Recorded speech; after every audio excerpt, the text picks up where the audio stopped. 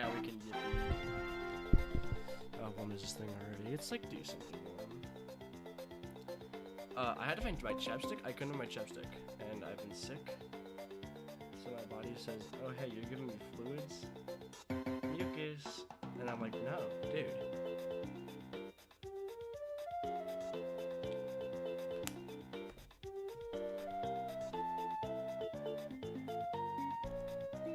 Now I'm just missing a bit. We're gonna delete this one. This one. This one. Recreate this one. Okay.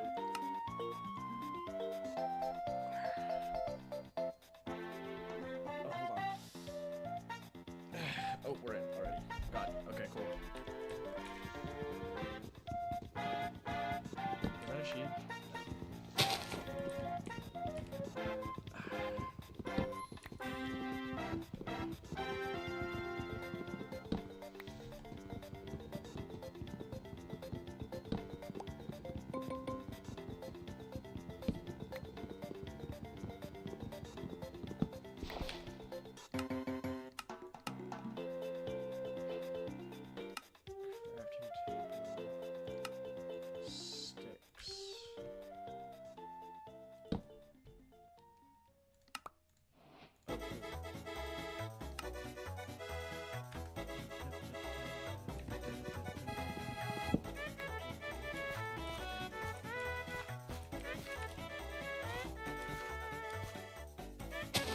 Wait, this is really close to where the sheep spawned last time. I think sheep can actually spawn in here. Getting a bed was actually kind of a big deal for me, because it meant I could actually like, pass the time, so I wasn't forced to exist at nighttime. I wasn't subject to its trials and tribulations. That's rather small.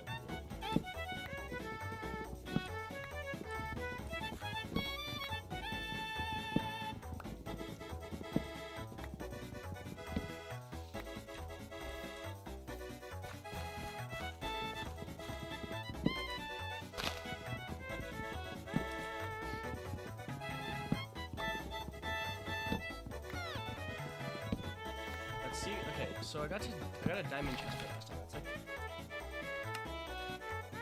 okay, that'll be good. Okay, so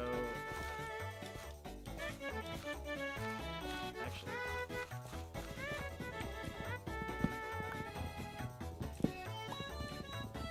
I will be stealing this because that's just even more wood. Is this the big one? Is this the big cave? This is the big cave. That's fine. We can leave the big cave.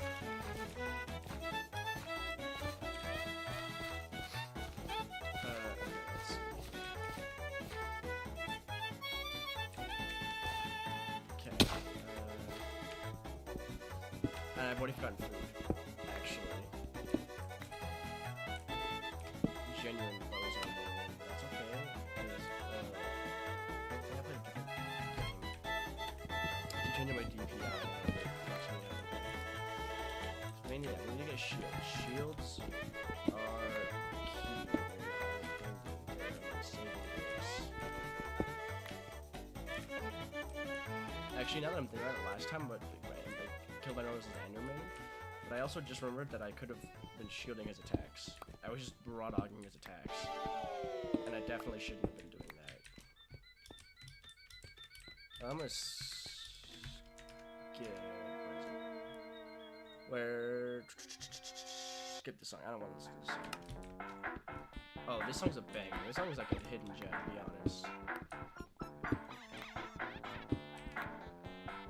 Okay. Decent amount of iron. I don't want to go down there. We're gonna go get food real quick. Oh, did I not get the coal? Let's get some coal. Because we are gonna need torches. We are gonna need like a base of operations. Even just so like I do like just like a small one. But I I hope I don't even. Okay, so I don't know enough. I don't know enough about let me. I don't know enough about like the terrain generation. Not the terrain generation, but like the world generation of Minecraft.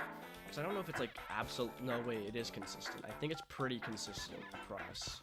Because I've been just recreating this with over and over again. So I feel like that really helps me with like practicing hardcore. Because then it's like I get in the flow state with the same world. I don't have to worry about like being like, oh no, where's everything? I can like I know kind of what things are in like a better, easier way. Like pathing is just a lot easier for me this way. And I think Ore Generation is at least very similar. Oh, that's huge. It's a huge day for sticks. Okay, so I guess a huge day for saplings as well. Okay. Please tell me there's sheep over here. If there's sheep over here, we're golden. Is there any animals over here? Doesn't look like it. This is awesome. Okay, I got 9 sticks. Huge. Demon win. Okay. We do have full hearts for now, which is good. I will not lie. Okay, I'm gonna check this real quick. Oh, I can pause the game. I forgot about that.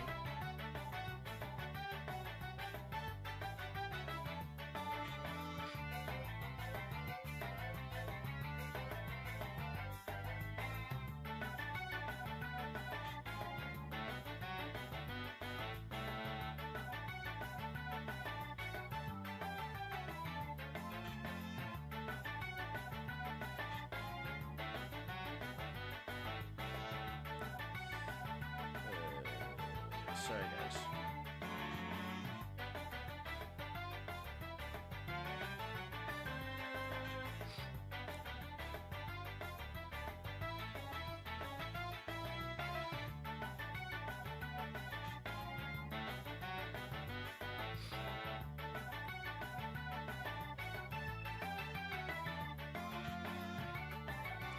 Okay.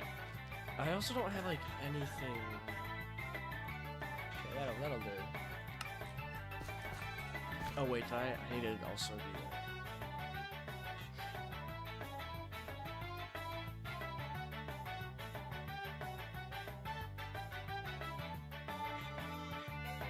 Okay. Cool. Okay. So we need to get a lot of sticks. Okay, I think berries are this way.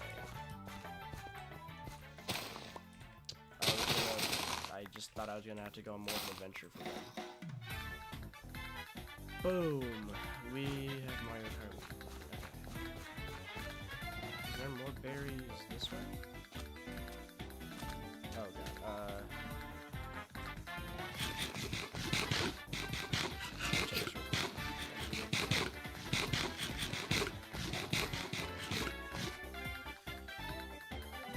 Wait.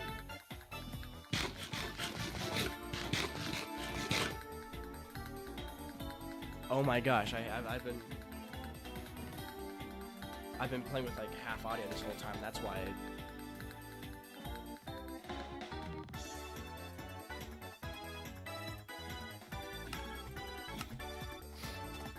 My headphones which weren't properly plugged in. That is awesome. Shout out me. Shout out autism. I keep getting really unlucky with these bushes. Do they drop more naturally in their place in the desert? Because I feel like if I was over in the desert, I'd get way more sticks from them. But I guess they're also way more common there, so I guess it's not the worst thing.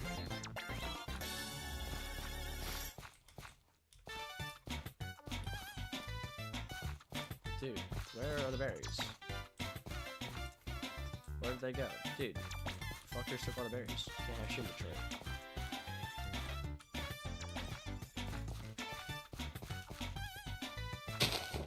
I don't think any animals spawn in this biome. One of life's biggest mysteries is how nothing spawns here. It's so lush. Dude, I would spawn here. If I was a sheep, dude, I'd be fucking this shit up, dude. I guess there's no grass for them to eat. But there's like the ferns. I guess into Minecraft.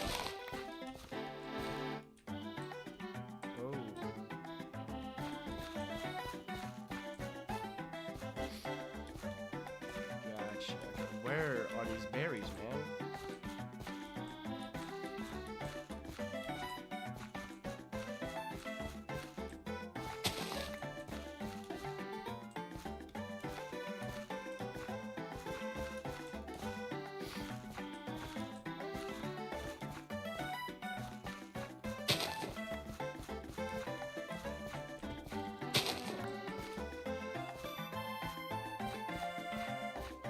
I need more berries before I get on there, bro.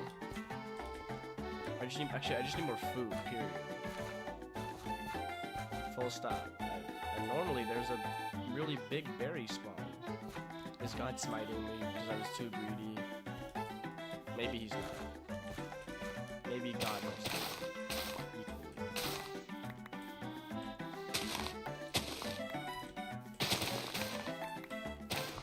I am confused how I missed that the first time around, but we're gonna just take it and move on. I'm not good at Minecraft hardcore, by the way, it's just insane. Okay. As you can see by the counter of 6 deaths, I'm not that good at it. Let me try.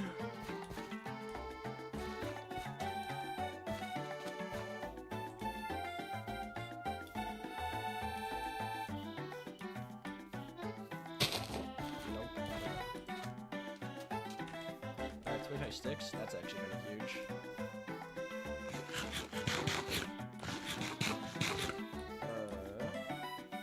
Okay. I'm just searching for this biome, dude. Wait, did I? No. Is this the... It is not. Ain't this... Yeah, it's Toad's factory. Oh, huge. Not really huge for wool, but... Nice.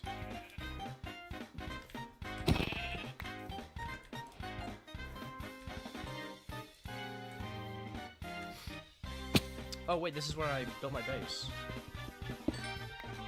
This is where I built my base. I forgot about that one. Yeah, the only problem in that. Okay, number one, it's getting dark. Torches. Boom. Set.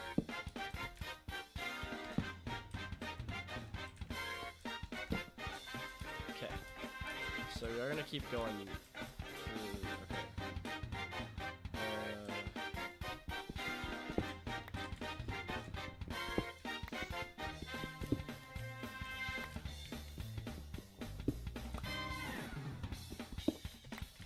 Okay.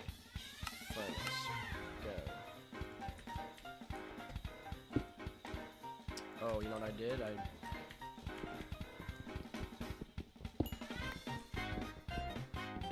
Can I reach it from here?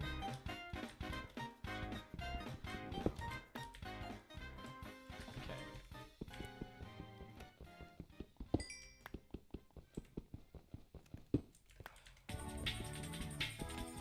Normally I'm a little faster than getting a bed. But I guess I can head down into the mines.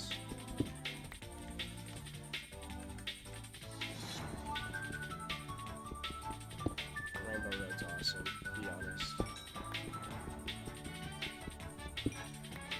For some reason I want to say I called this Maple Treeway last night, and that makes me embarrassed for myself.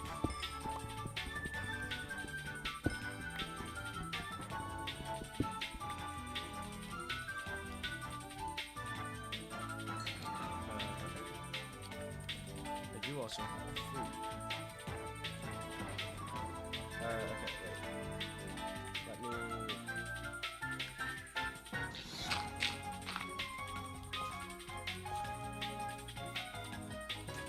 Oh. Sheep. Sheep. Okay, and a creeper, but that's not me.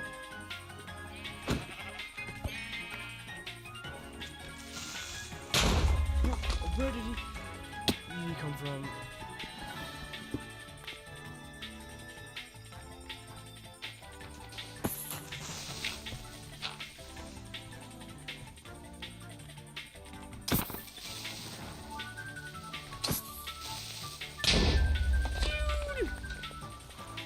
Dude.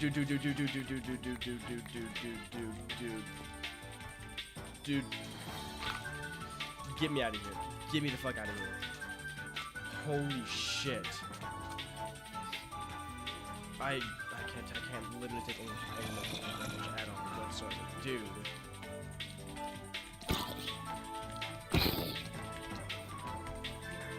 Bro, thank you.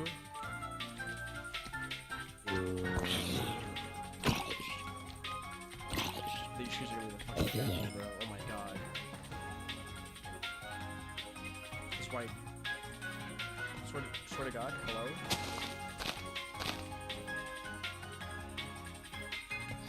No, I'm not fucking dying to fall damage. Be so for real.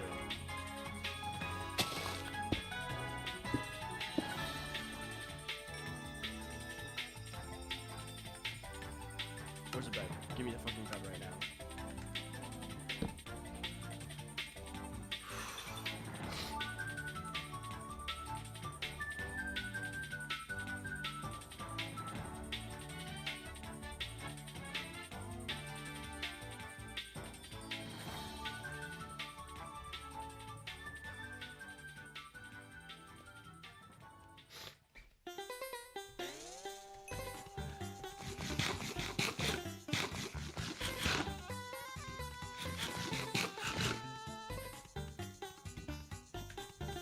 Okay, I'm making a chest plate. Jesus Christ, dude.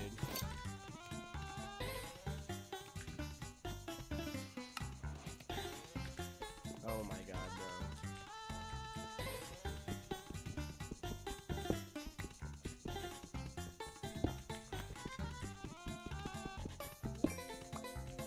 I wasn't built for these streets, dude.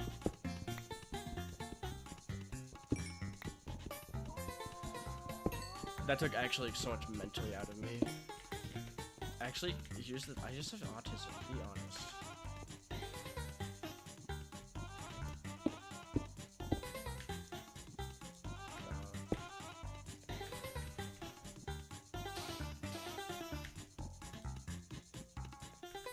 That's fine. Okay. You smell that.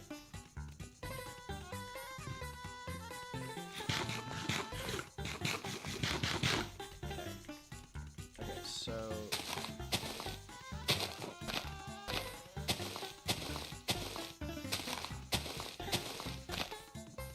what are they? These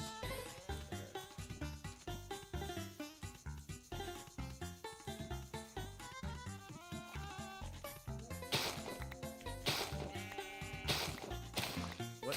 Did the foxes pick them? I'm so confused. Well, okay, cool.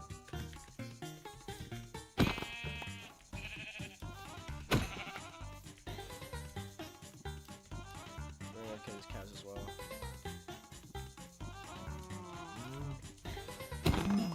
Not having a good food source is like having because the berries are good, don't get me wrong. The berries are good in a pinch, but I need like a semi, well, I guess permanent isn't what I need really. It's actually I just need more food.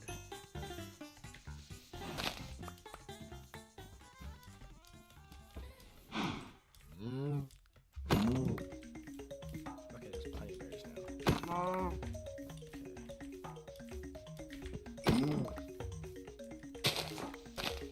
Just gotta give him a bit to spawn in, I guess. Okay. And the mobs that is. Not the. I had an internal thought and I didn't verbalize the whole thing. I can't see that, so I'm gonna move like he's not there. And did I see more berries this way, or am I schizophrenic? I remember seeing more berries back here, so. Yeah, so. I hate being sick, man.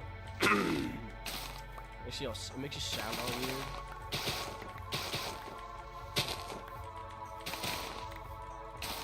I'm actually not really comfortable with this playlist right now.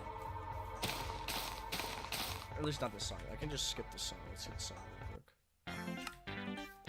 We're back. We're so back.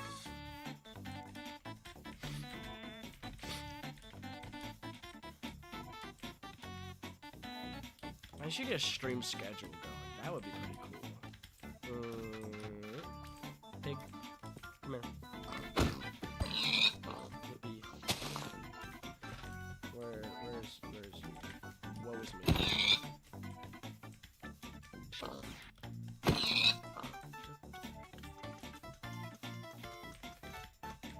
Oops. Nice.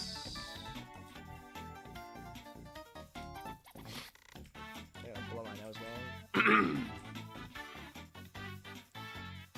Okay, where's my base? Oh shoot, my berries. Let's go. There are these ones.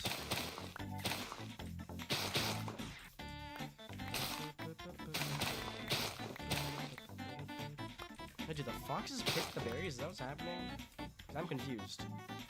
I don't remember right clicking on any of these.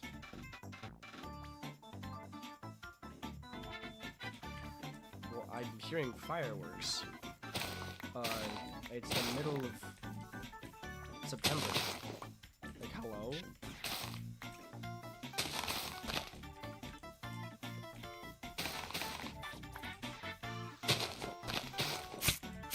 Okay,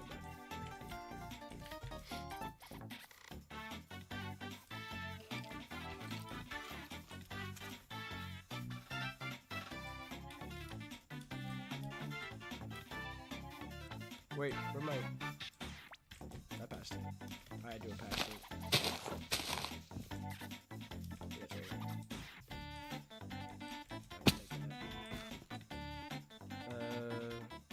This I have the most of.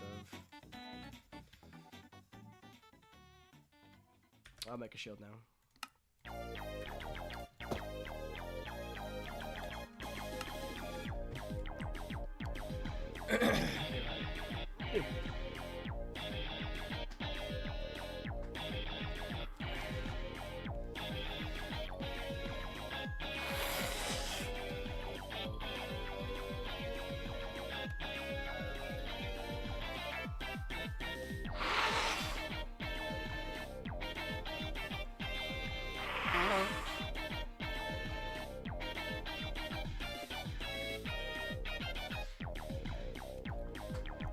Okay, I also don't. I want to get. Also, W YouTuber. I'm gonna play this new record while I play MC. Cool. Here's the thing. I don't mind at all. You're actively watching my stream. Yeah, you're actively watching my stream. Why would I mind? I get bigger stream this way. I like how you popped through. I was like blowing my nose. I apologize for that one. I am a little sick right now, a little under the weather. But okay. I do have to check my phone real quick. I will say, we got important things.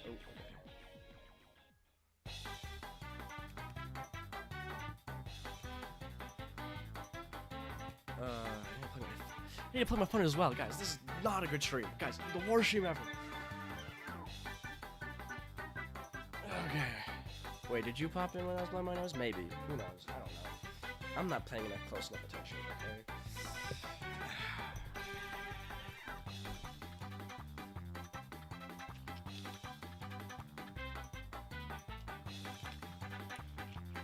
Yeah, so this is gamer subs in this bottle. It's like it's so much more yellow on camera, but it's got like a slight hint of orange in there, because this is the orange creamsicle flavor from them. I think the official name is called VTuber Thighs or something like that. Of course. Thank you, Jonathan Schlatimus, for this awesome W. Okay, I don't have any other. Okay, we gotta go. I'm gonna make a boat actually. Boat clutch. Boat is a clutch move. Boat. And I'm also gonna make a chest actually, because I don't want to keep carrying all of this with me. Like I don't need the wolves, or that, or leather. I think other than that, I can take everything else, because this is useful. This is all useful, so I'm gonna keep everything else. And I have 41 torches, so we should be set. Because yeah, what I'm gonna do right now is I'm gonna do this, so I can just.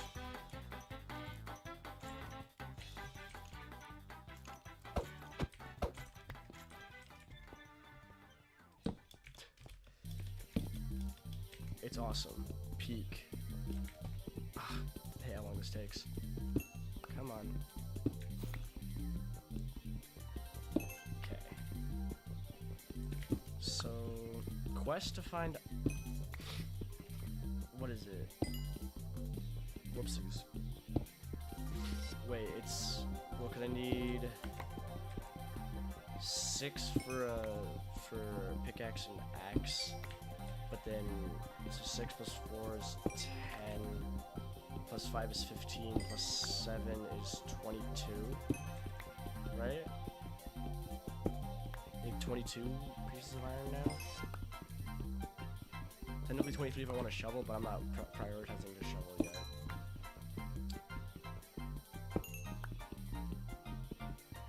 A shovel is not useful to me at this point in time. Okay. Ooh, okay.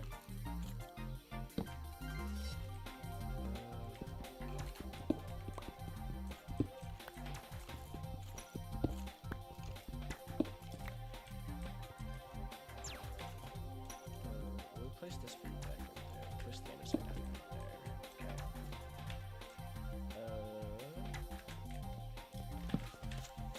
No thanks, I'm good. I'm full actually. Dude, what was that?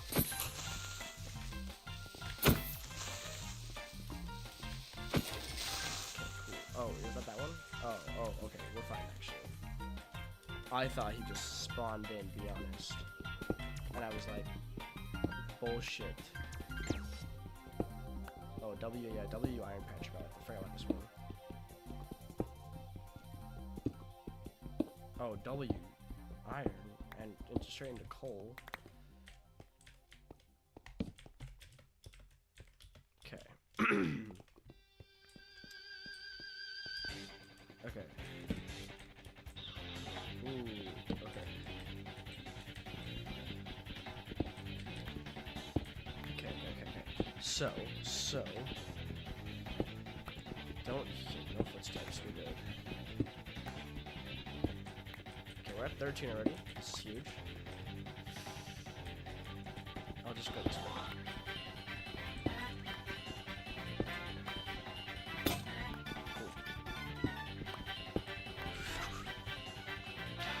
I need a bucket. And dude, that was way too stressful. I facepalmed because I realized how not in danger I was. And that was embarrassing.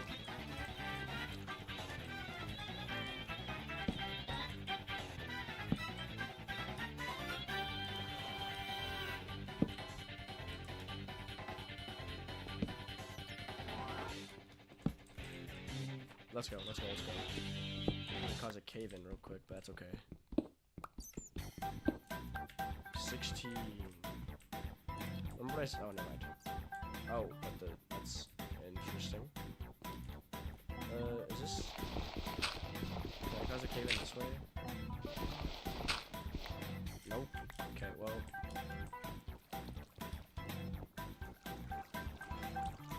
That's copper. Oh, what the? I missed that the first time. Hello? That's literally all the iron I need right there.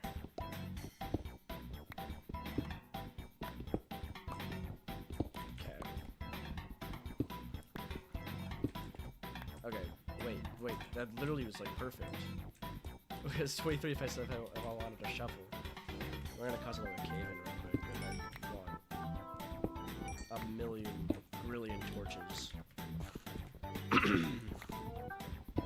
Okay, I feel so much more prepared this time, because before I was like, because my last attempt, I was like, I don't know, I just knew what I was doing. Actually, you know what I might do? I'm gonna go quickly grab, just go down to this just a tiny bit,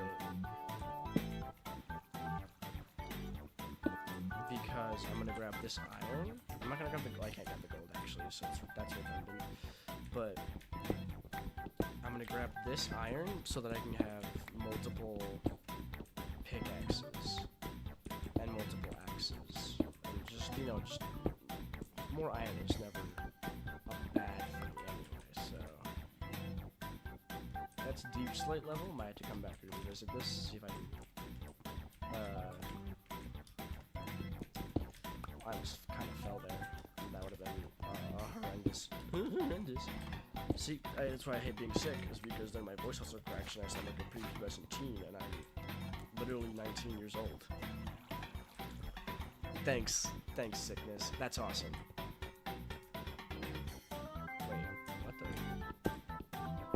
How long has this been like this? What the? Hello? Okay, I went over there. Last time I run into an Enderman, so I'd rather not tussle with the muscle, be honest. Actually, I guess I do need an anvil, so how much is that though? 9 plus 9 plus 9 is 27. Honestly, I didn't even do 9 plus 9 plus 9. I just did 9 times 3. So it's 27 plus 4, right? Which is 31. So I currently have enough for one, but I don't want to make one yet. But we can.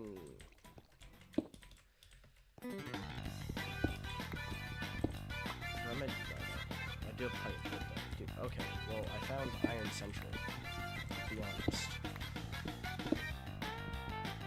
So I need 31 on top of my 23, right?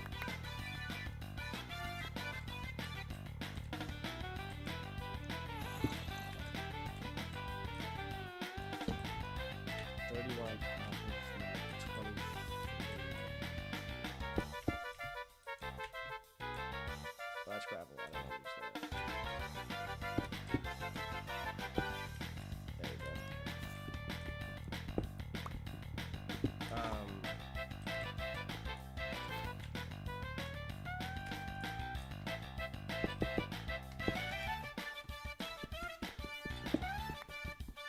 go. Ooh, big patch.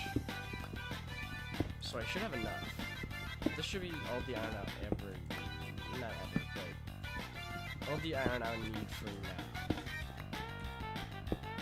I don't see myself needing more iron. Unless I suddenly have the urge to make an iron golem, which might be useful to defend from mobs in a bigger base, but I don't really have like a fully fledged base operations yet, so I'd rather not do that. It doesn't seem like a worthwhile endeavor at this point in time. Okay. So. Ooh.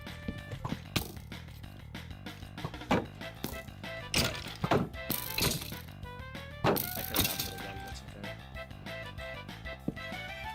I'm playing it safe. I'm playing this whole thing safe. Okay. I'll get all this coal.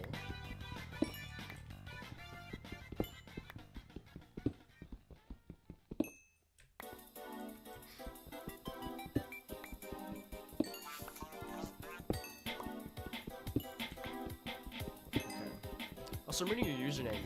It says first FNL, which is that a reference to like further YouTuber? Because if so, that is pretty cool. I will say, I enjoy first content. First, wait, guys. Let me go back to that. That's gonna be easier for me to figure out where I came from this way, so. Oh yeah, I went down from the water. That's not the water. Wait, that's the water. I went down the water. I'm gaslighting myself. I passed the water. Wait, what? Really? Well then.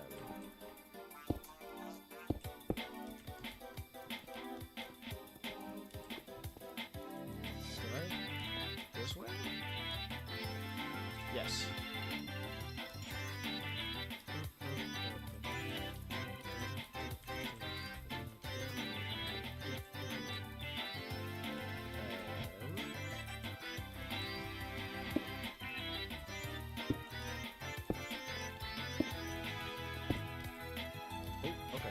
Okay, okay.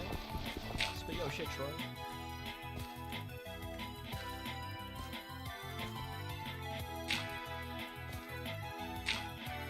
Spit your shit, Troy. Cool, cool, yes. There we go. Cool. Okay. Go to bed. Boom. We have a notification of...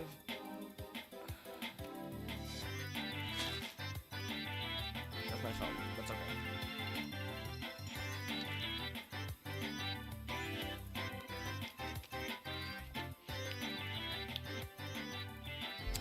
I don't know how I feel about the orange creamsicle flavor.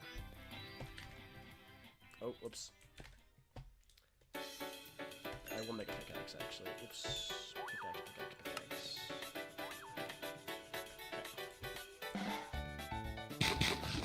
We're so golden right now. They're actually making up torches for once, so areas are lit up.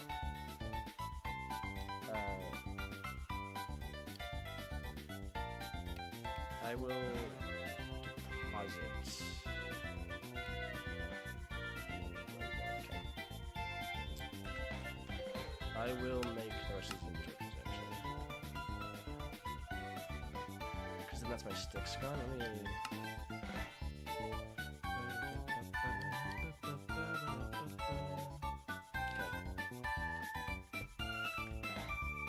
Gunpowder I don't need, arrows bones I don't need. No, I'll just wait, because I already have a chest plate, so I'll wait for 7 so that I can make leggings.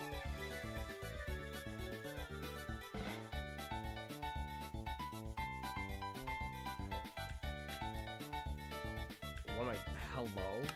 Dude, my brain stopped working right there. Okay. So, and then I get a chest plate, or I mean, I get a helmet and boots, and then an axe. And shovel. Yeah, we'll get a shovel, because I forgot, I remember gravel exists.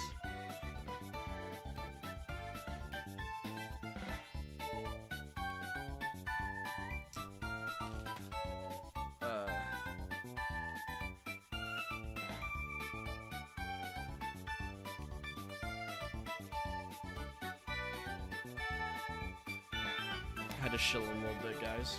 I had to convince my friend to... Actually, I didn't have to really convince him. I just told him to hop into my stream. Just to say hi. See if he did. See if he would, mainly.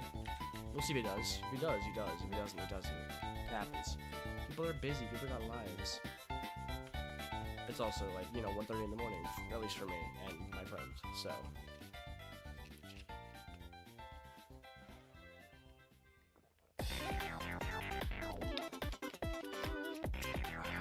I love it or hate it yet, dude. Alright. So, what is that? We need 4 here, and 3 and... So yeah, just 8 more total, but we have 4 right here, so 4 more.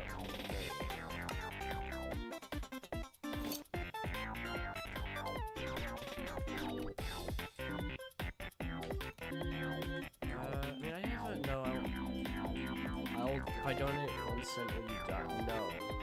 Can you even donate 1 cent? Can you donate right now? I don't think you can donate. I can't earn money right now. So, checkmate, idiot gaming.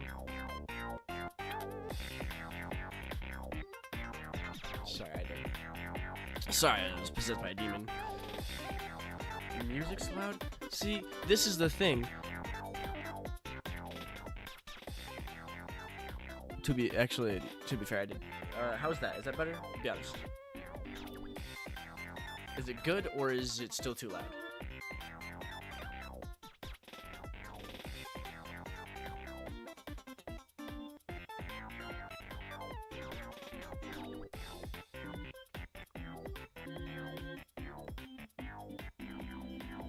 Here, I will...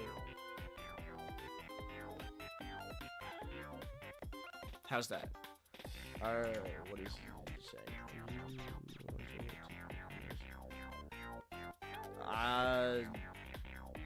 Great question.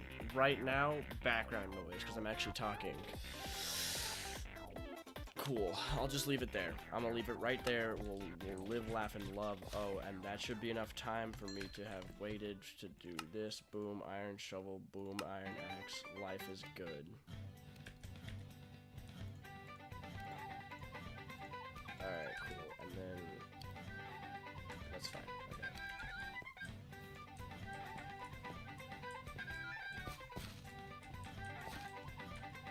Wait, what? Oh, I went the wrong way, that's why. I was like, I made stairs for a reason. Oh, well, that's fine. Is this Maple Tree Way? Am I crazy? This is Moo Moo Meadows. It does sound pretty similar to Maple Tree Way, in my defense. I think. Actually, don't quote me on that, actually, because I will say that I thought they do sound similar, and I'm gonna use diorite to make this. So I don't fall off. I'd rather not eat shit and die. Okay. I remember going this way, and then before I went red, let's keep going this way. Oh, I need to have chat open. Nintendo music is wild. Well, here's the thing. Number one, apparently it's copyright free, which, if it is, awesome. If it isn't, oh well, because I can't make money off the stream anyway. Like, there's literally just no way for me to make money off the stream right now. I need to have way more watch hours. Like, the requirements for me to start making money on this are kind of outlandish.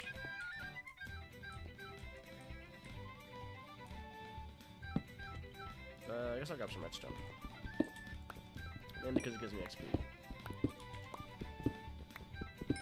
And also, it's fun. It's just a nice vibe. I like it. And like, might as well play it right now while I can.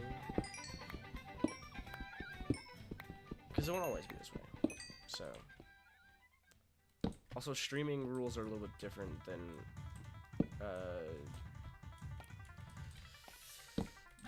regular YouTube video rules. Like, once I'm no longer live, it'll like have the YouTube video rules applied to it. But if I'm streaming, I think it's under different copyright. I want to say, because like, oh, you're driving home? That's crazy. Well,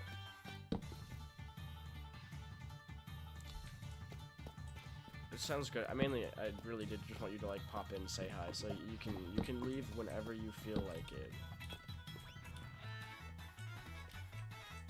Please. Yes. Okay. Okay. Ooh, wait, this is a lot of diamonds, my god.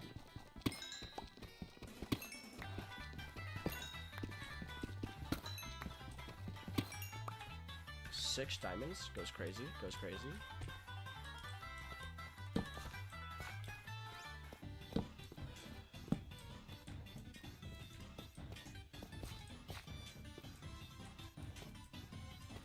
I worked the past, that's crazy. I haven't worked the past 15 days, but I mean, yeah.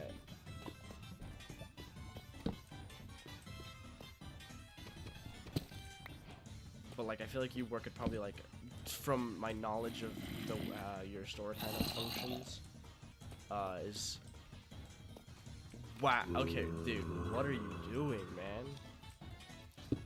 Like, that's oh.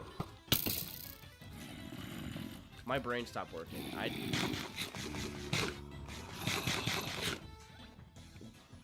When you get a fever that high, that's like hospital trip worthy in my brain. Okay, so I don't know how to deal with this. Can I? Okay. Okay.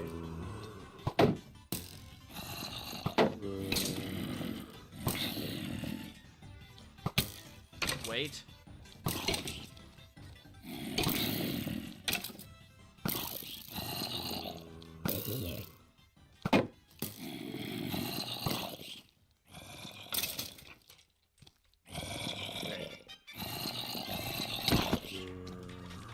Okay.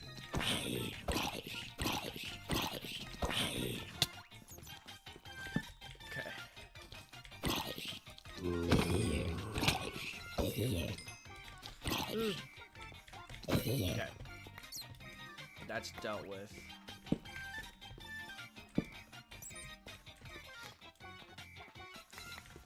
Hospital's 103? Oh, well. Not in my book, not in my brain. I'll just break the chest. It fills up a lot of inventory space. The horse armor is going to kill me.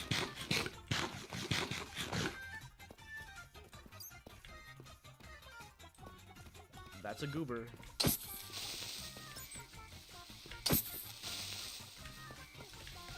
Okay.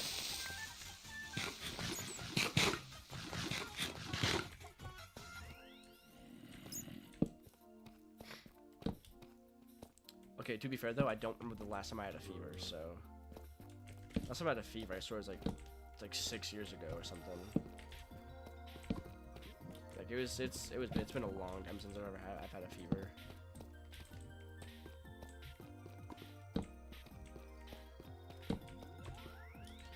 I did have a ooh, that's tough. That's tough.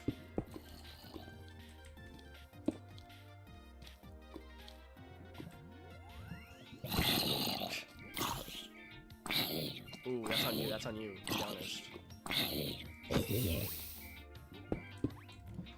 Nah, it's bad. Yeah, that sounds bad. Also, I wasn't saying the fever was on you and the AC thing. It was the zombie walking into the lava. I'm not a bad person, I swear. Please. I'm canceled already. It's too bad, guys. It's too late. It's over. It's been a nice run. Hey, it was a severe lapse in judgment.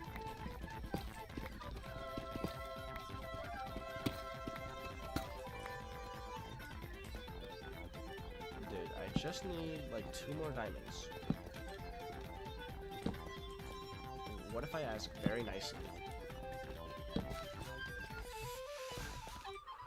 Okay, so yeah, if I get more than a diamond chest plate, that'll be huge. That'll be huge. Huge. Sorry. I do a little tomfoolery here. Okay, if I can't, I'll pop back in. Sounds good. Get some sleep. Feel better. Take some NyQuil. Have a hoot and holler and wonderful time. Guys, how do I be normal? I don't know how to be normal, guys.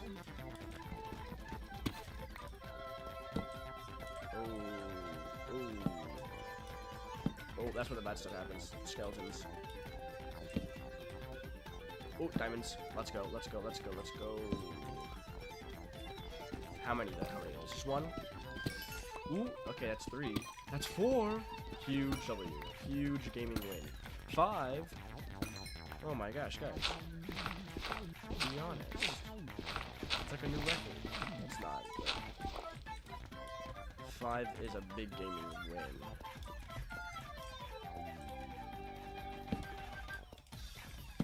If he leaves and I stop finding diamonds, I will summon him back because then he's my lucky charm and I will keep him here until the end of time. Where did that go? That's fine. Having gravel as food. This is Maple Tree Way. Having gravel really isn't a bad idea, to be honest.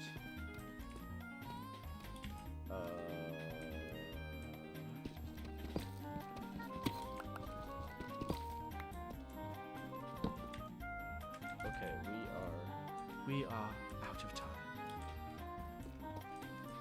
Jarvis. Oh, wait. Okay, well, let's go. Which ways have I gone? Which ways have I gone? I'm too autistic for this bitch. Ooh. Can't run. Recipe for disaster. Gum GG's. Oh, didn't do that.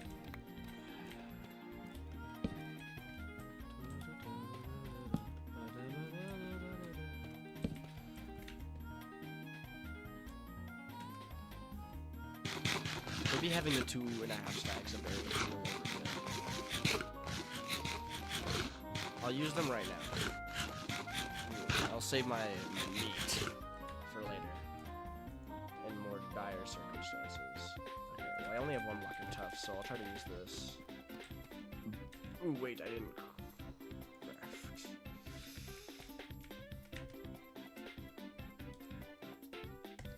We'll just, yeah, that's fine. Yeah, it's fine.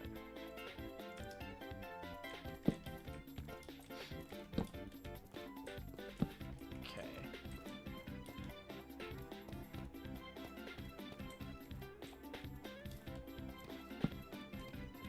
Because I don't know if / when I will need wood, and like, it's an easy resource. I guess it's nice if I could use it for a crafting table, but I don't really need a crafting table right now, so I've been smart enough to. Oh, I didn't even.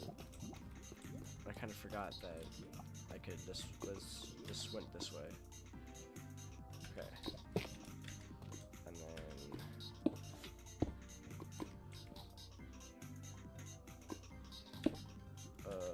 We'll do that.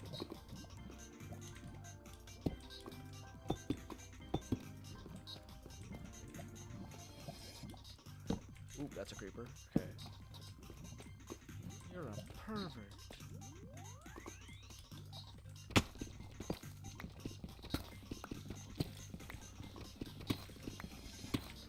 Is this like the online song? Or one of them?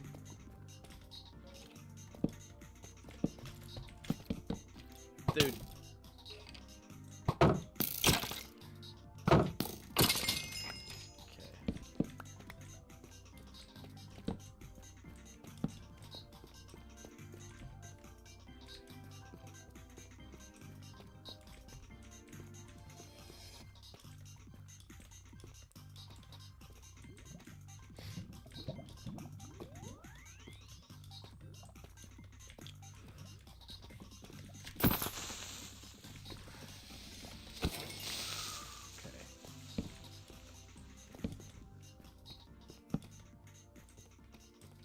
Ooh.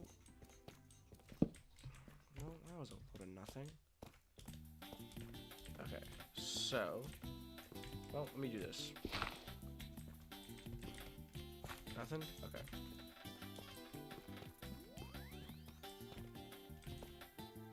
Put a torch there.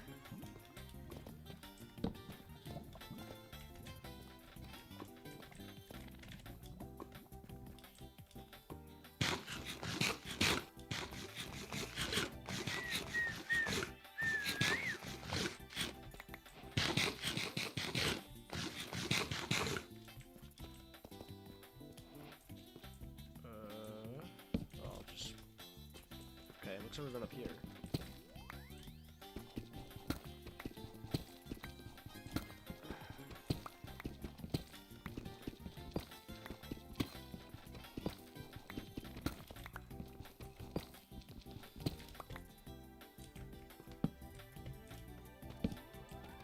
Please? Remember that thing I said about him being my good luck charm or whatever? You hate to see it. Okay.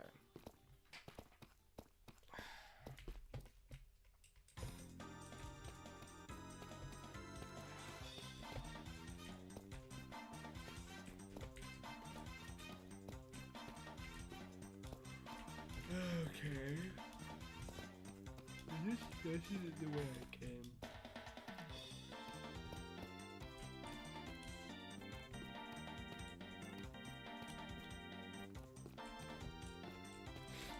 Which way did I come from?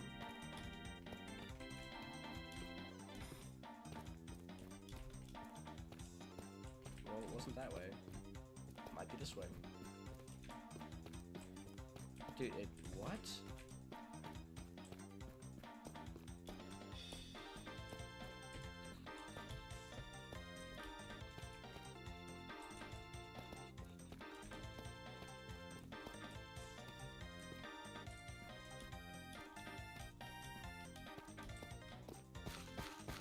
I'm just confused.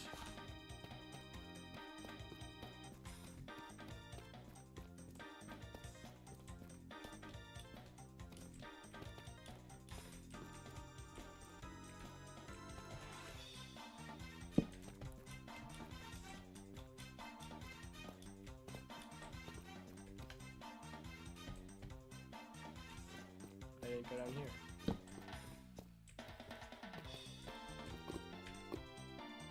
Well, actually, cool.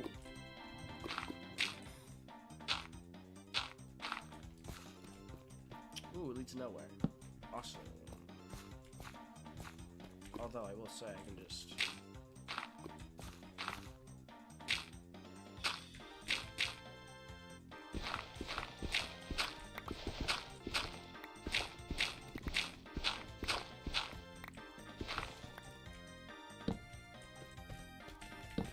Maybe they were hiding under the lava. Who knows?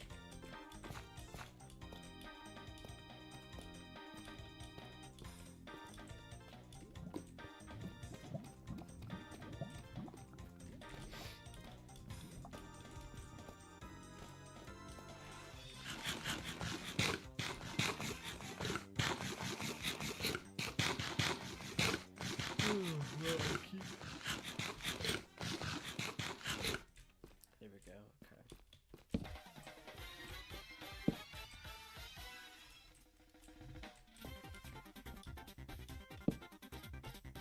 I know this one. Why can't I think of it? Moonview Highway, dude.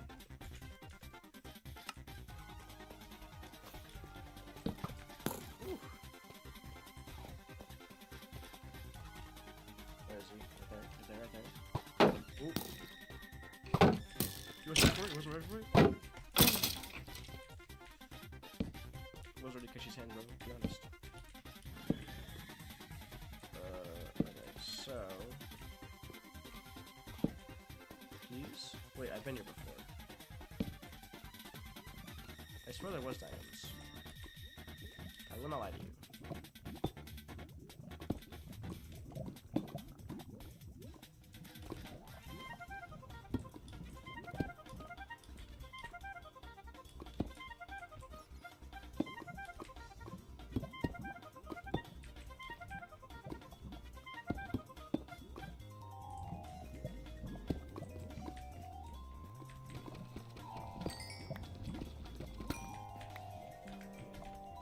Okay, that's 13.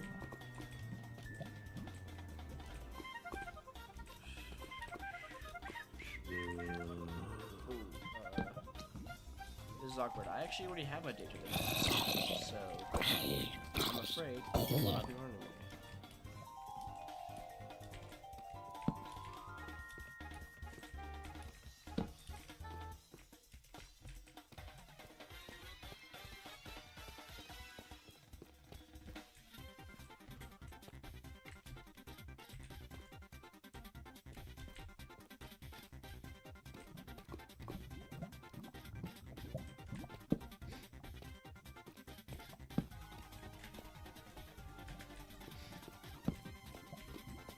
I guess I should have put the raw food away. That's what it is gonna take it.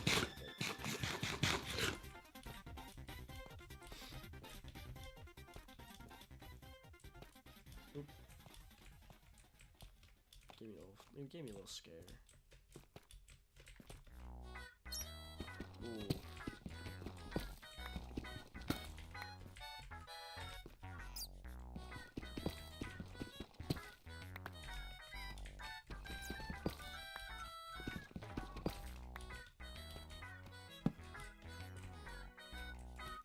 Coal? I feel like seeing deep slate coal is more rare than finding deep slated diamond, to be honest.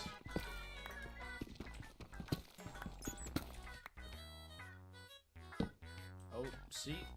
It wasn't even deep slated coal, it was just regular deep slate. I was tripping. Wait, is deep slate coal even? Oh, okay, this is the way I was gonna go anyways. But is coal even a thing? I actually, it just must be, I swear it is.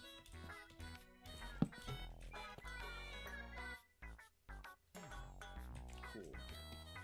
I know where that goes, so I'm not like super keen on going there. Ooh, this will be useful. You know, I didn't make multiple pickaxes.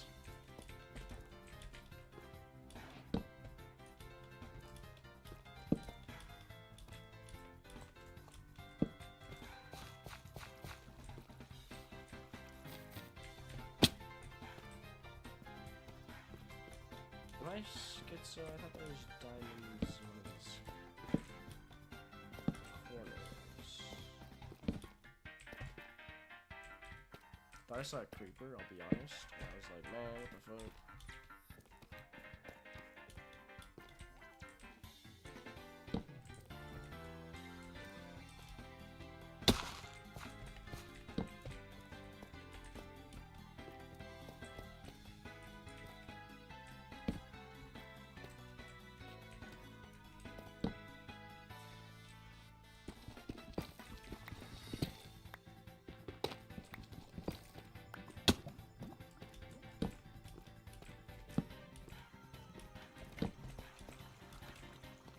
Come on. Please?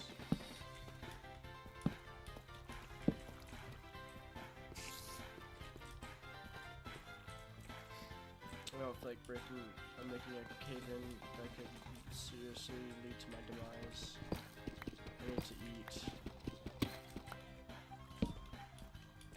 I'm kind of locked in right now, I'll be honest, guys.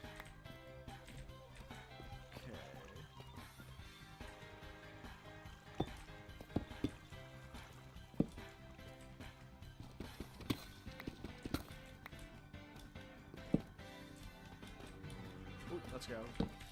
Huge win. Huge win for the believers today. The question is, who are the believers? Hey, believers type 1? Where was that? Right back there.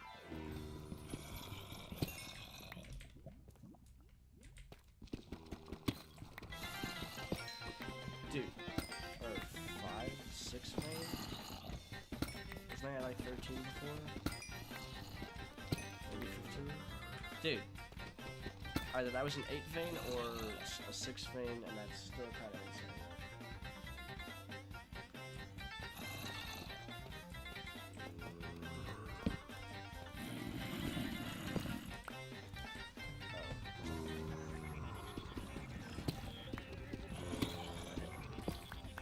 Hello. Diamond jump scare.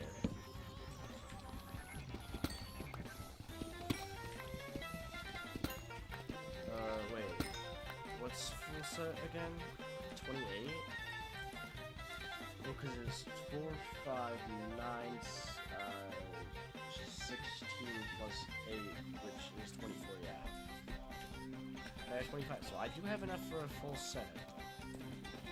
Or did I say 28? I meant 24. 24 is a full set. So, I do have enough for a full set of diamond armor. Whoa, we're fighting a lot of enemies now. I must be on the right level. I must be at like Y negative 36 or something like that. Am I? Negative 29. Not as crazy as I thought it would be. Okay, what's 12? That's 27 diamonds. So I have enough for a pick.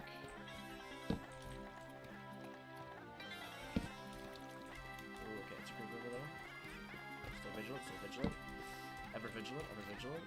Oh, that's a whole cast and crew. Okay, my shield is up, but okay. Bro forgot I existed for a second. Huge L on his part. Bro is so mad at his friend. He's just like, nah man, this is way more important.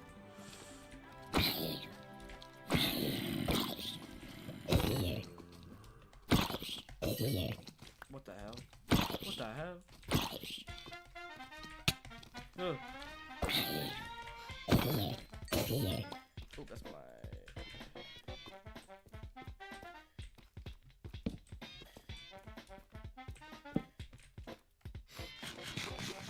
Okay. Definitely not awake enough for this, but we're in a really good spot right now. Well, not physically, but we have diamonds, which is huge. Oh. I didn't fully think that one through. I didn't think the gravel was going to be super unforgiving like that.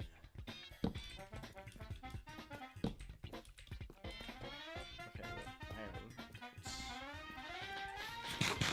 Actually, I will eat a steak. Gen those hearts back up.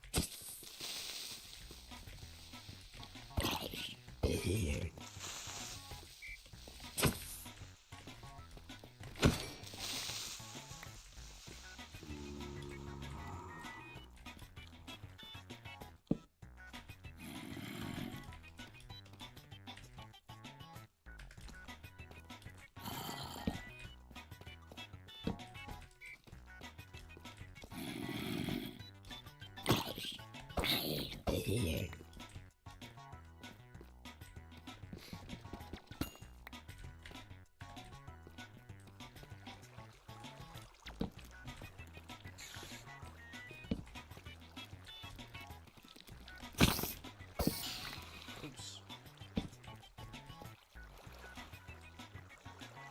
I should start heading back up. I'm out of torches.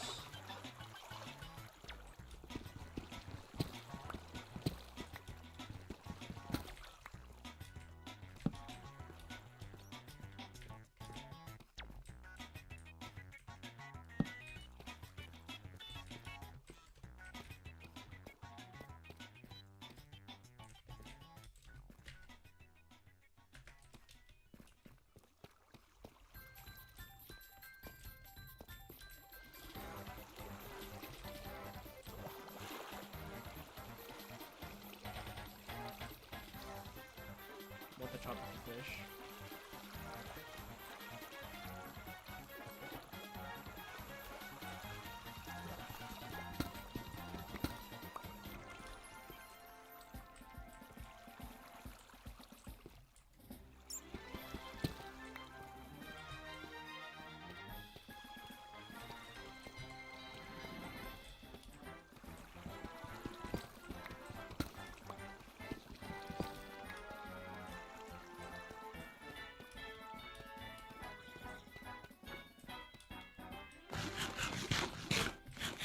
Not the way back. Oh wait, maybe it is.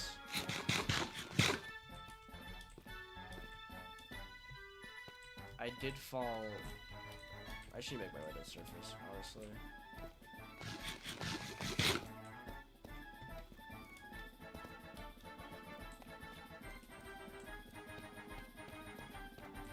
I will not see no diamonds though.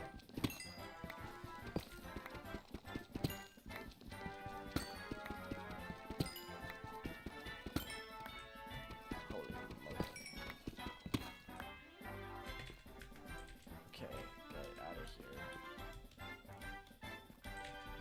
34, that's huge. That is big. Those are big numbers, boys.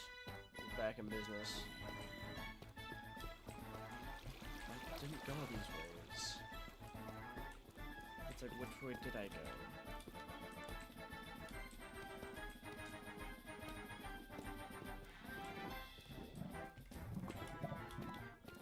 I actually remember it was this way.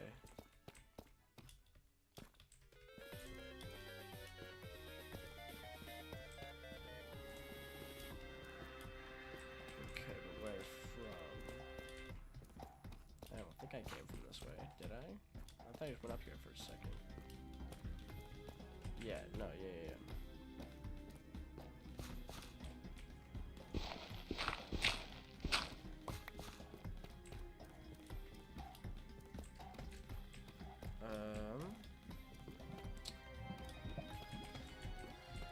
Ooh.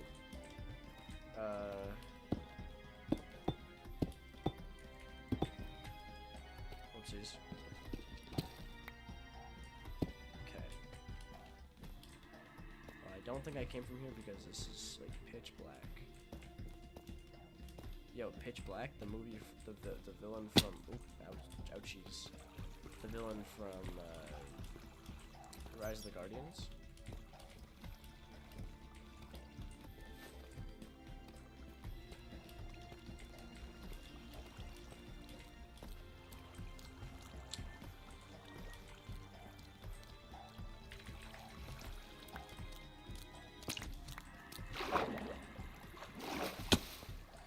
Ouch.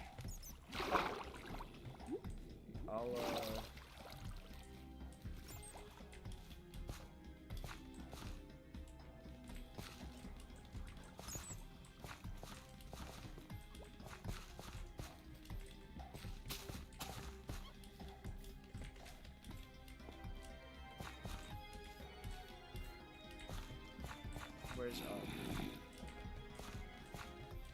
Oh my gosh.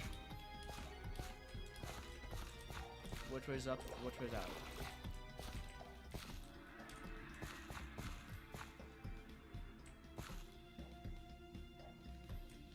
Well, I guess I can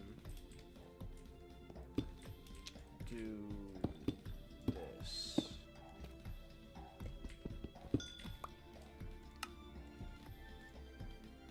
Now that prevents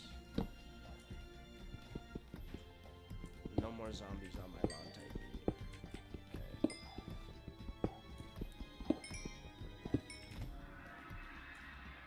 Oh, I didn't move through.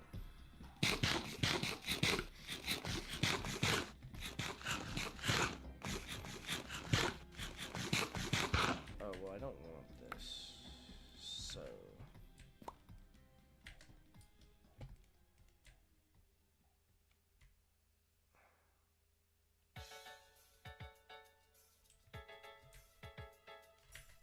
What got picked up? Oh.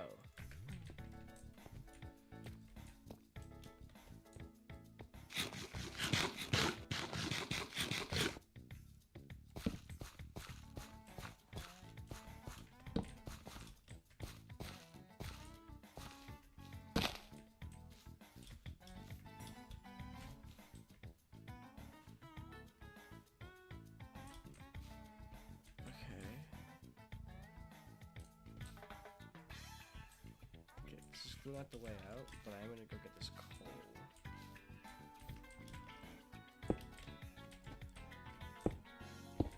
Okay.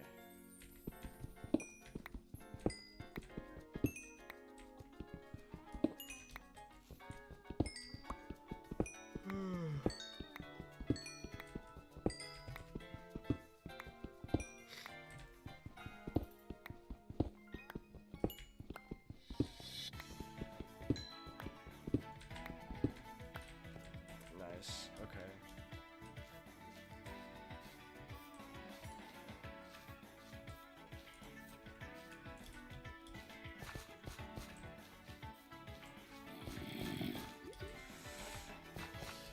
The streets will be dead now. Which I did not sign up for.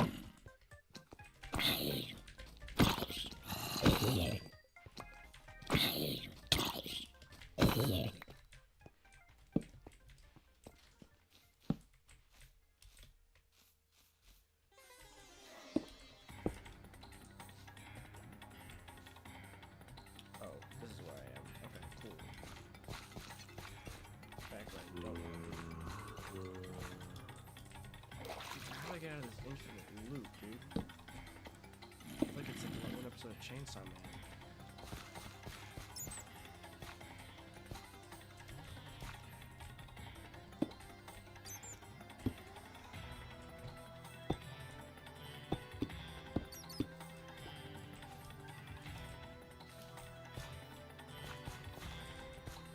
The breeze was real for a second, and then I decided, no, I'm stronger than that.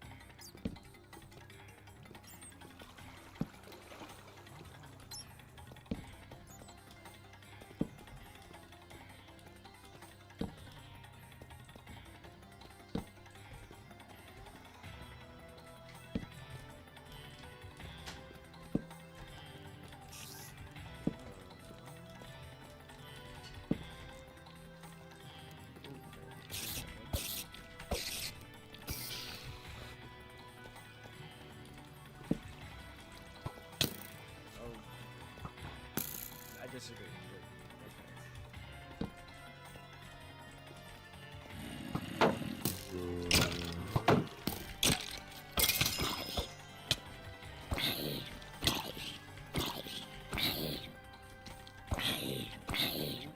Okay. Light the area up quickly.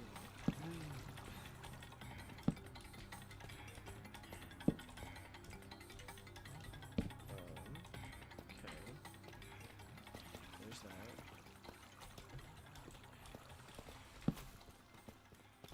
Wowie zowie. There's 3 of them. Oh gosh. I can't sprint. I cannot sprint. I cannot sprint. I cannot sprint.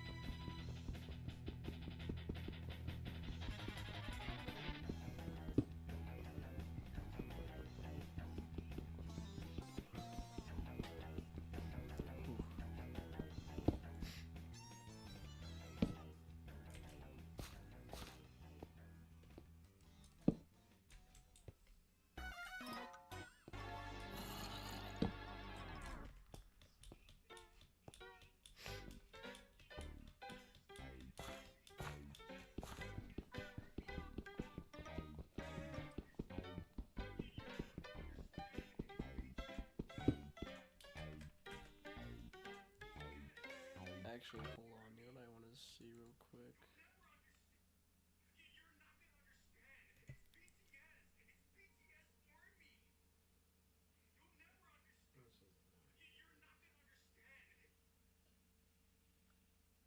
Wait. Well, hey there, little guy. You holding up there alright? You gonna lay an egg for me?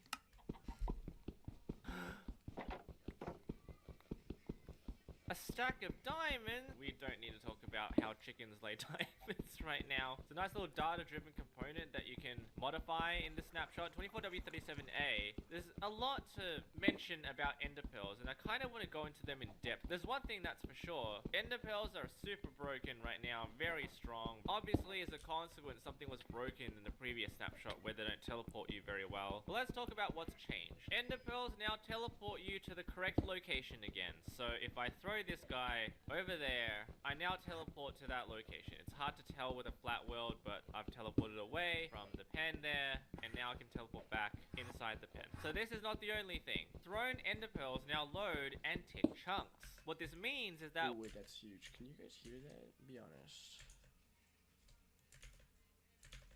Whenever I throw an ender pearl outside of the loaded chunk distance, they will stay loaded. And now it's gone, but it's still ticking.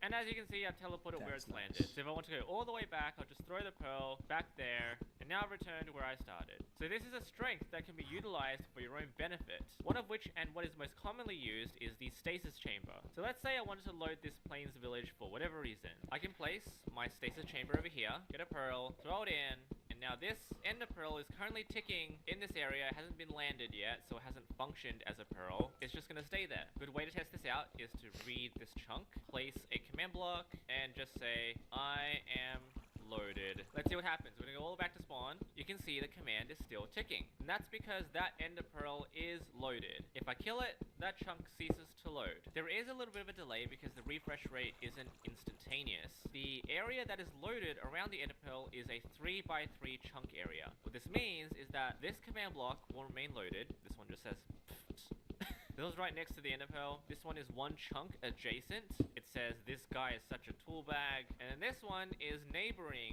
the chunk loader by 2 chunks. And this one says, what's gonna happen is once I unload this village by teleporting away, this chunk will stay loaded, this one will stay loaded, but this one will not, because it is 2 chunks away from the stasis chamber. So if I go back to spawn, the command block that says is no longer functioning. I can load this chunk by creating one additional stasis chamber over here, go down here. So now this chunk should load because it is right next to this one, the magical mystery tour. This is missing an OK. These 2 chunks are now gonna load, so let's get out of here.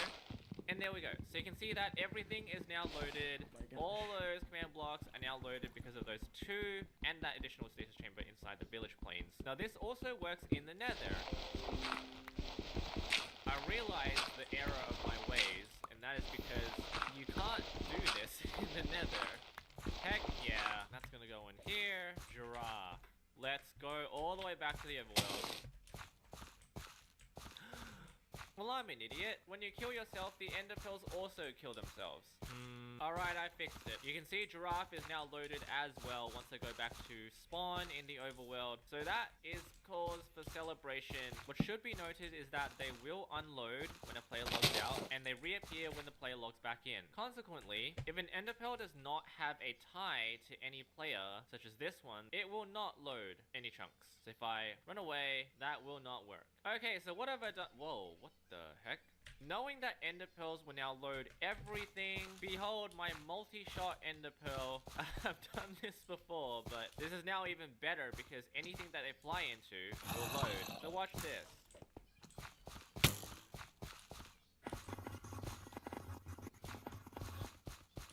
Heck yeah. I'm just gonna enable my coordinates. I'm just gonna throw that. I'm gonna go everywhere. Exactly. And if I'm in survival mode, I'm gonna throw a couple of them. Oh, I'm gonna die now. I need some resistance. That's 2,500 ender pearls. Let's go to a real world. I think what fascinates me about this is that the performance is not hindered too much. I'm gonna show the TPS graph here. This is gonna spawn nearly 3,000 ender pearls, probably more because I can't render all of them, but watch this. So, It's not that bad. I work tomorrow, today, in 3 hours. Do I tempt to sleep, or do I just stay up? I think I would just stay up, because for me, like, if it was like 4 hours, Yeah. then I would get to sleep, because at least for me specifically, like, if I can function like I slept for 8 hours on 4 hours. Shoot, bro. Fair. Yeah, I think I might just wake up even more tired. Yeah, because you're probably at that point, you're in the middle of your REM sleep, and that's just gonna make you so groggy. Yeah, you're right.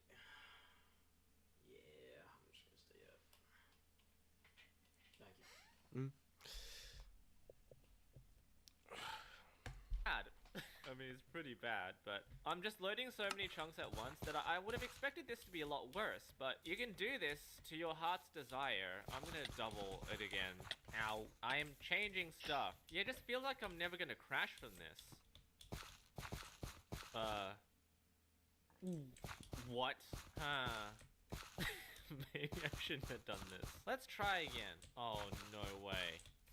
Well, what you're seeing on the screen right now, it appears I cannot recover this world, because every time I try to reset it, the ender pearls come back. I may need to reset my player data, and that's because every time I disconnect, the ender pearls just reload when I come back. I don't know what to do. Oh, I think I really messed this world up. It's like tadpole eggs all over the world. Oh, I think it's... Oh, I think it's working now. Okay, I've given it some... Whoa. I've given it some time to function. Yeah, here we go. Okay, I think what's happened is now that they're not being rendered by the player, it appears to be a little more operation... Something fell. They're not all in the same grid, so I can now sort of move around and I'm not lagging because I'm trying to render 5,000 entities on my screen. I might end up teleporting a whole lot for quite some time. Can I get a block? Oh no! Not actually here. Would you look at that? Yeah, try playing Minecraft like this. Nice. Alright, can I actually do something though? Ender pearls. Very good. Chickens. Chickens are now data driven, so I can make them lay diamonds. Yeah. Also, I can make them lay lots of diamonds. Yeah. How many do you got in there? A lot? Okay. I really need to stop crashing my game. Oh, I might just end with this. So, this won't crash my game, surely. Totem of Undyings are now data-driven too. This is through the Death Protection tag. If you add Death Protection to any item, like this dragon head, and I throw myself up like this, that dragon head saves me from death. So, water bucket, and then let's say you miss the clutch.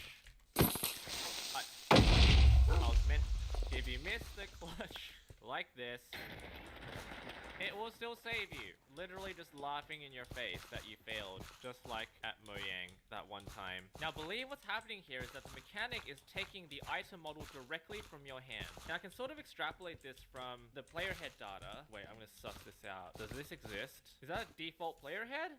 Doesn't exist. Anyway, let's do death protection. There we go. Let's fly up. And then what's gonna happen is that player head is gonna appear on the screen. It doesn't utilize the default totem texture, which is cool. So you can do stuff like this. It's a rhythm game.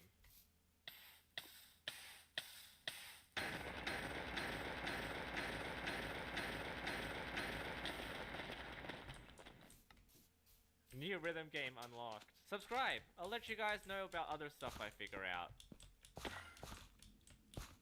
Wow, is this world still dead? Oh, this world is beyond saving. Oh god.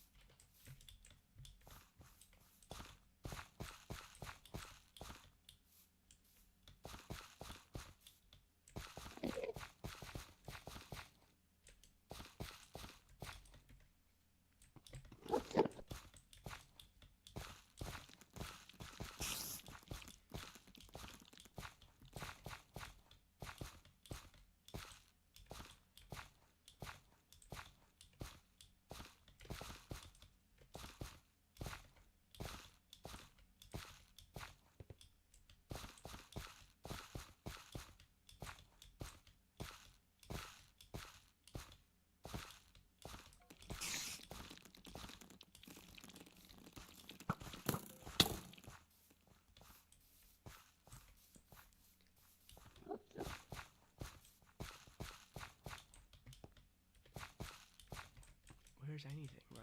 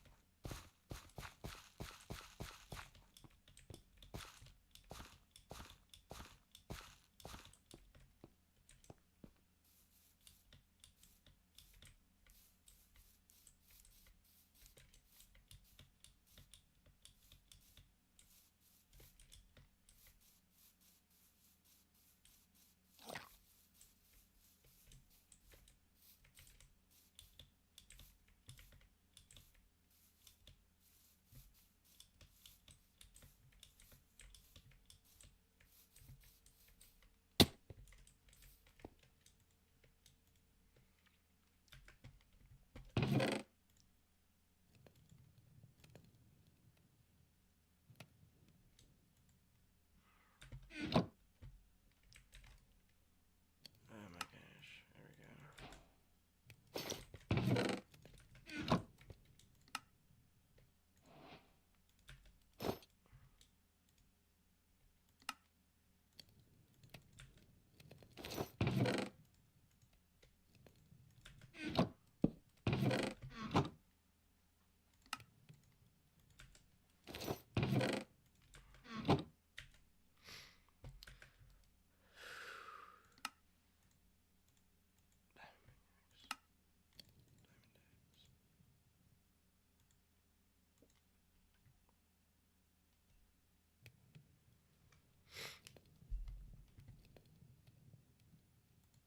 I can't watch the show anymore. I'm throwing in the towel. The Rick and Morty anime is nearly unwatchable. And I know me giving up goes against one of like the core themes of anime itself, but I just cannot push through and finish this show. There's 5 episodes out right now, and there's no shot that I watch episode 6. It's horrible. I made a video talking about it when it first came out, and it was a confusing, ugly abomination. But I said I would see it through to see if it improves and connects all of these seemingly unrelated pieces of dog shit. 5 episodes in, and I think the answer to that question is a resounding no. There's only a couple episodes left, I believe, and there is no reality that even Rick could enter where this show ends up saving itself and having it be satisfying or even coherent. I don't even know how you make a show this disjointed. It feels like the script was written by the creator while he was under anesthesia and just not lucid. It doesn't work. It tries so hard to be deep and profound, it completely abandons any semblance of comedy. It doesn't even try. I can count on one hand how many times they've even tried to make you smile or laugh in this show. It would rather try and LARP as some kind of pseudo-intellectual drivel, but it's not saying anything. So all of its attempts to be deep fall flat. It's flatter than its art style. I still absolutely hate the way this show looks. It is revolting. Fucking Chalk Zone had better drawings on the chalkboard than this show does for its finished animation. It looks just like doodles half the time. But there are a couple of moments where there was a glimmer of hope that something interesting was starting to happen. Like it was building to something, that something it was building to starts to happen, and then it abruptly cuts to something else. This show has more cuts than that scene from Taken 3 where he jumps over the fence. This show is constantly cutting around to 1,000 different things. I said in the first video I made on this that the show feels like trying to remember a dream, where all you get is like bits and pieces of scenes. That is still this entire show's DNA. And I've seen people try and say like, oh, it's actually supposed to be challenging you to piece it together. It's openly ambiguous, so you can start to piece the plot together yourself. Kind of similar to a Dark Souls experience, where you have to find the plot through looking through all the world items. What a bunch of hoopla! That is a load of dirty barnacles. That is not what the show is doing. It is just a disjointed mess. I'm sure you can start putting together some semblance of a plot if you really reach deep into your colon for it, but without ass pulls, there is nothing that makes sense with what this show shows or tells you. For example, there's like a fight scene going on. There's a couple fight scenes in here. All of them are pretty bad, but there's a couple times where it was actually somewhat cool, and the animation started to get elevated a little bit during those scenes, and then the show cuts to something else, where it's Rick and Morty walking down the road, and they have the worst dialogue ever in this show. So what they'll be saying is like, Rick is going into, "She can see the future, Morty." Well, maybe we just can't see the future. Or maybe it's because the future's not visible to us. It's like, what the fuck, man? That's not like a thought-provoking statement. You're just filling time. Like, half of the dialogue in this show feels like the writing was just there because there was a word limit they had to reach. They never actually say anything. So when you do have a fight scene that comes up, you have no reason why it's happening. Like, there's no real, like, meaning you can even derive from this show. It's just a bunch of messy shit haphazardly thrown together in this cauldron. And what's crazy, and what really, to me, highlights just how all over the place the production of this must have been, is that for the first 4 episodes, it is entirely focused on just cutting between a bunch of different realities at random. So you'll have, like, Rick in a spaceship where he's drifting off in space and he's going, "Oh man, not good." Or you'll have, like, Beth in a spaceship talking to Summer, and Summer's like, "This could be bad," and Beth goes, "You're right, this could be bad." So this lame-ass dialogue, and it's building up because it keeps cutting around, like, all of these realities, like, they're, like, converging to a certain degree, though you never really see them converge. The closest you get to knowing that is Rick keeps having all of these scenes cut where he's at a bar in one of them, and then he's in the spaceship in another one. He's like, "Oh man, I'm not this reality's Rick. This can't be right." Now it's annoying. And it spends a lot of time trying to make you care about their new character, Elle, who is very important to Morty, the new love interest, and she can see the future the same way that we see the past, and they say that like a million fucking times, by the way. Rick is always like, "She perceives the future the way we perceive the past, but she can't change it the same way we can't change the past. Morty, did you know she can see the future? Excuse me, Morty, did you know she can see the future? That. Morty, she can see the future." Like, it's crazy how many times that fucking plot element is driven home and shoved down your throat, while it not actually meaning anything, because nothing in the show is, like, there's nothing happening. Like, they're just saying shit that has no actual effect on what you're watching. Nothing is happening. So they do this for 4 episodes, and they keep building this up. I was expecting episode 5, the newest one, to drop, and have something that brings it all together. Because at the end of episode 4, Rick's in his spaceship, and he's like, "So you're the one that's kind of behind all this wackiness," and it's Elle. And I was like, okay, now they might do something with that. Episode 5 turns out to be a complete standalone that doesn't even tie in to the rest of the fucking world that they've built here. It doesn't have anything to do with the first 4 episodes. This one is the most Rick and Morty episode, where it's purely self-contained. So it's like Jerry and shit, like, doing silly stuff. It's the only one that even tries to inject humor into some scenes, though I think it miserably fails at it. But it is now just a complete standalone episode in the middle of 4 episodes of building. So it brings all of that to a screeching halt again, and episode 5 is still a ton of fucking random cuts, but at least it tries to make jokes occasionally. But now it just feels really out of place because you spent 4 episodes doing the exact opposite. What the fuck is going on? I can only imagine what episode 6 will be. It might just be the creator goat-seeing himself and it's animated as like a claymation. Who knows? It is a mess. It is a fucking mess that I cannot watch anymore. It is miserable to sit through. I truly do not know who this is for. I feel like I've said that for 1,000 things over the last year or so. Like the Borderlands movie. Who the fuck was that for? It's not for fans of Borderlands, and it's not for fans of good movies. It just falls into the void of being worthless. I feel the same way about the Rick and Morty anime. Like, it can't be for Rick and Morty fans, because most fans would come into this expecting at least some humor, like some comedy to it. Rick and Morty has always had a lot more depth than just comedy. I recognize that. This has no depth. It tries to emulate the idea that there might be depth there, but there's not. It's just randomly cut together scenes, spliced together roughly. It's bad. It's not making you laugh. It's not making you think. There's also no action, so if you're going into this expecting like one of the old Rick and Morty anime shorts where there was like action in it, you're not getting it. It usually cuts away in the middle of the action or before the action happens, so it all happens off screen. Even the very few times that there is some action shown, it's really lackluster because they've already killed that momentum and didn't let anything flow. And also, the show looks like it's in slow motion most of the time. I felt like watching this show, I had set the browser to fucking 0.5 speed. It is weird. Like, it is an off-putting style that I don't think works at all. So it's not for Rick and Morty fans, it can't be for anime fans, because this offers nothing good as an anime. Who is this for? I don't get it. What is the fucking point? Now, I do know there are people that like this, and all power to you if you're someone who enjoys the show. I'm not here to bah humbug, shit on your fun, and flip over your cereal bowl or whatever while you're enjoying the anime. I just truly don't understand what there is to like about it. I think on every level, it fails to do anything it sets out to do. And I honestly don't even know what it set out to do.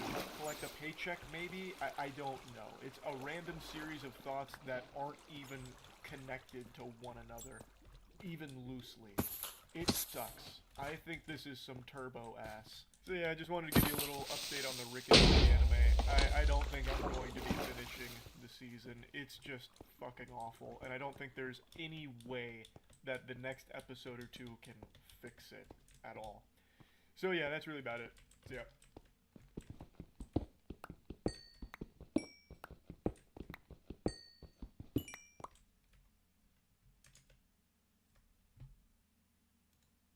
Very few comic characters have been as special and as groundbreaking as Gwenpool. What started off as a random joke blossomed into one of the greatest Marvel comics ever made, full of hilarious jokes, complex character exploration, and genuinely heartfelt moments.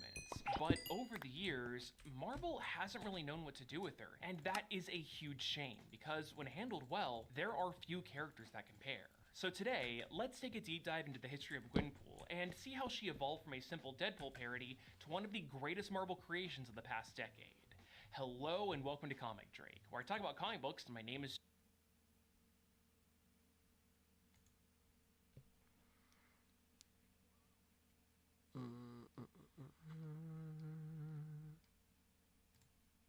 Hi.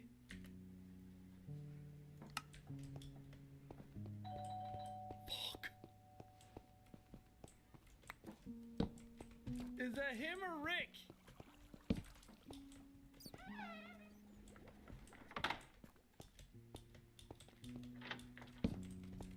Because there's usually a point in these games where you have to start hiding, but I never know when the trigger is. This is probably dumb, but let's just play it out. Okay, it's Rick. Open the door, miss, it's me. Oh, what if he's the bad man? Oh, thank God you're here. Explain the situation. Yeah, I came in as quickly as I could there. I wouldn't worry about him anymore. What if he killed the hiker guy? He hit him with the hammer!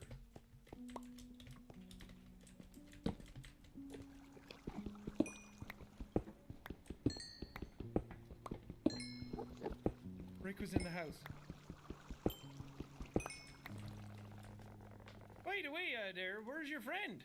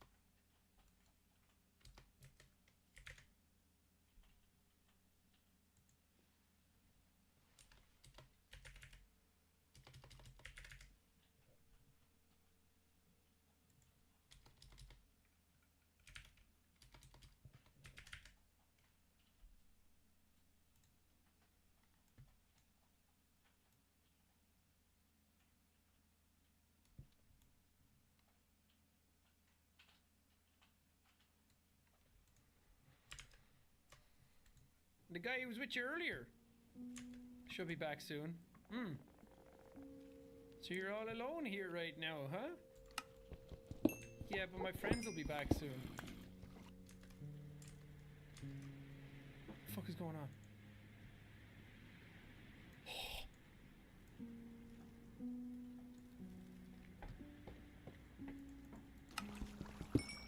It's freaking me out.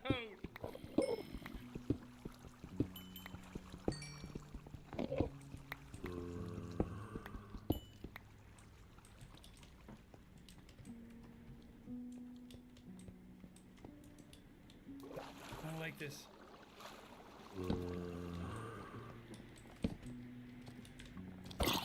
Storms like this bring all kinds of folks.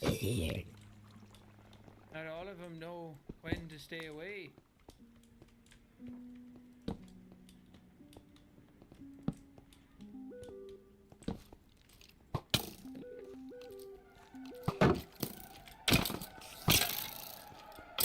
Holy fuck! Holy fuck! Holy fuck! Run, Sydney! Fucking run!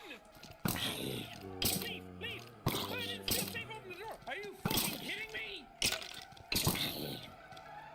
It's not him! What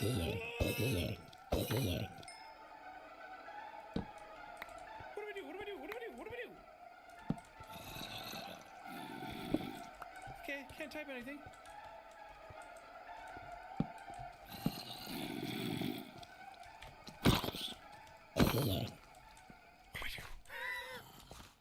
Why would you corner yourself? Fair point. That's a good point. I didn't know where else to go. I panicked.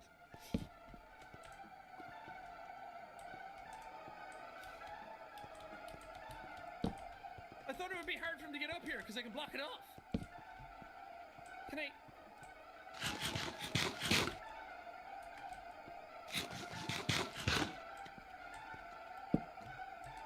I don't know if anything's actually going to happen.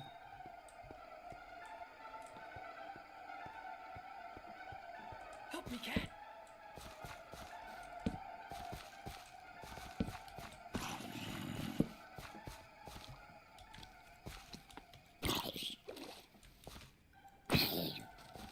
I just need to keep doing that. I feel like I'm actually supposed to do something.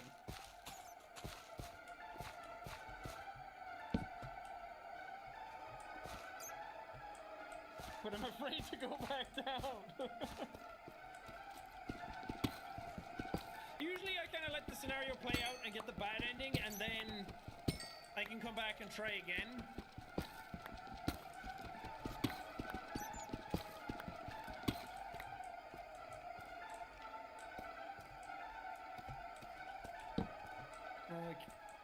Can't do anything.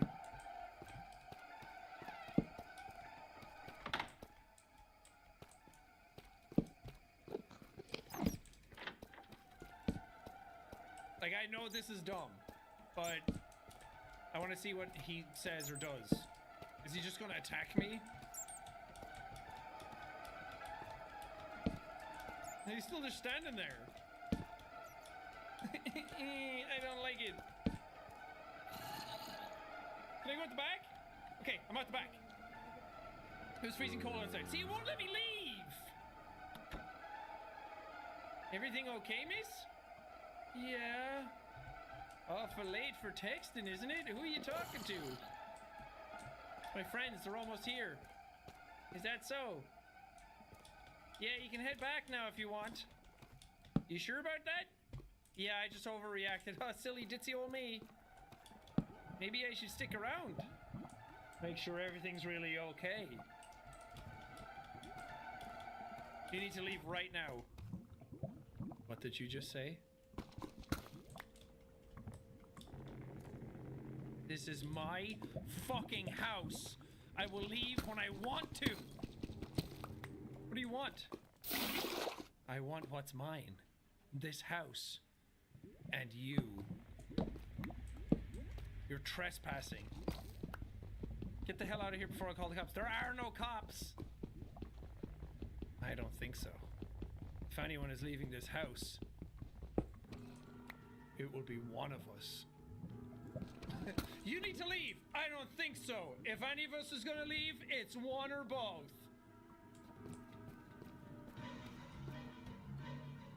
What's he doing? What the fuck?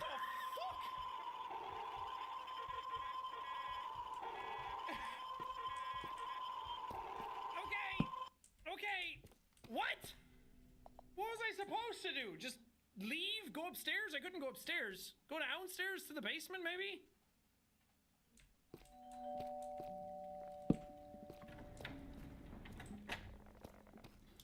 Okay. Go through all of this again. Oh, that was such a good reveal, though.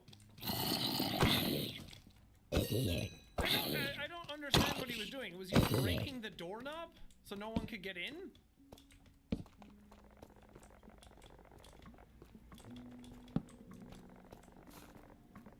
Next time when he starts bashing on the door, I'm gonna try and hide. It's so creepy! Who are you? What did you just say? Okay, so that plays out the same. Do you want to almost mine the house easily right now? I don't think so. Oh, fuck me.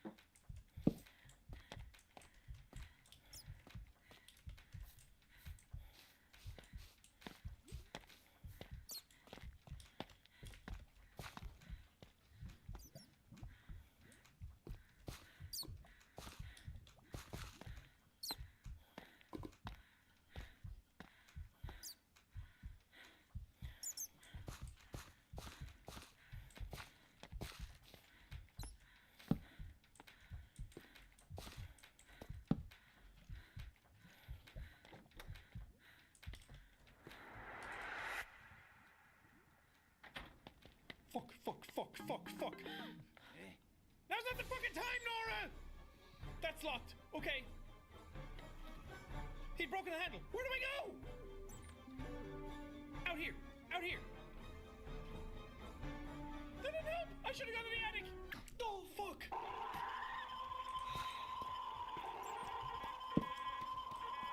Okay. So, attic? The back door?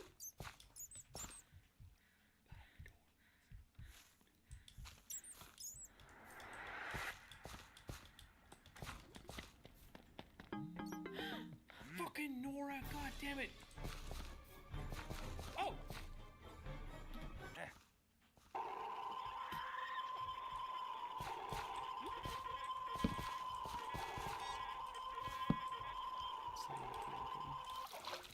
Okay, so I broke the game. It let me interact with the door, but then put me out of the map. Look, it's fine. The game literally just came out a couple of hours ago. I played it right as it came out. That's something that can be fixed. But I thought I was able to like clear the door and get out, but clearly I'm not supposed to. Go! Okay, I can go to the attic and try that. I don't know if that's the right idea either.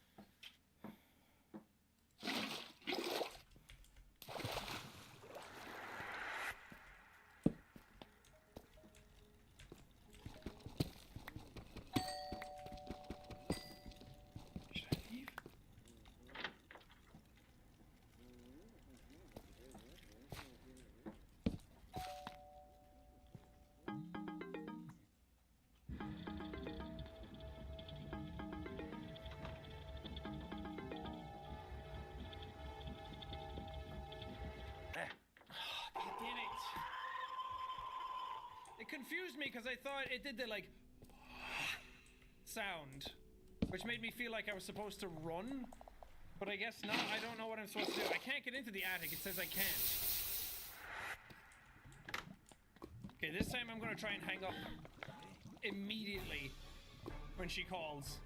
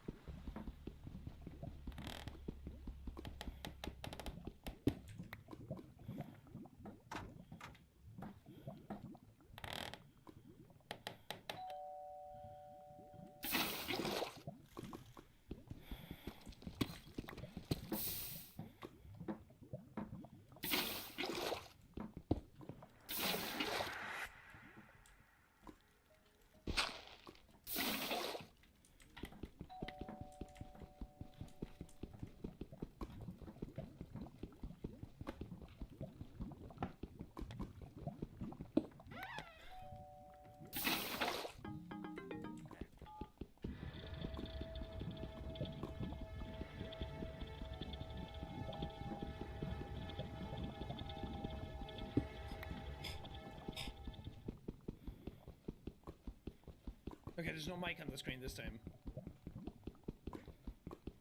Can I fucking text them or something?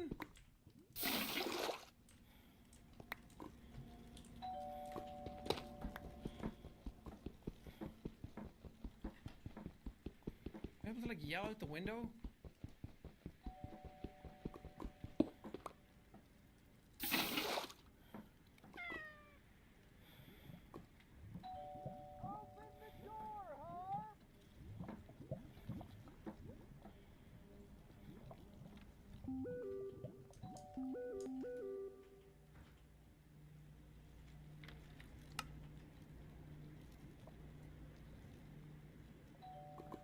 I think he left.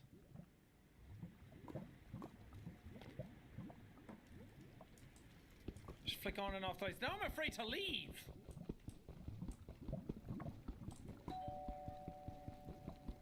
Why can't I just text them here?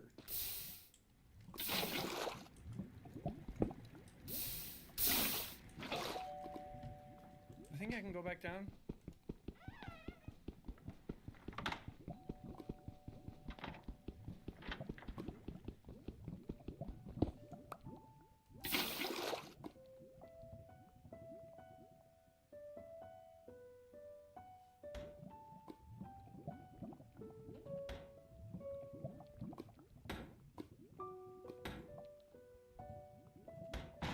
Oh, he went out the back door. Oh, thank fucking God. Jesus, my heart was racing. Safe music? You betcha. I told them everything that happened after Mike had left. Rick had called the cops. Wait, shouldn't those names be the other way around? After Rick had left, Mike called the cops? The storm had quieted down by the time they arrived. Oh, Rick the old... Oh.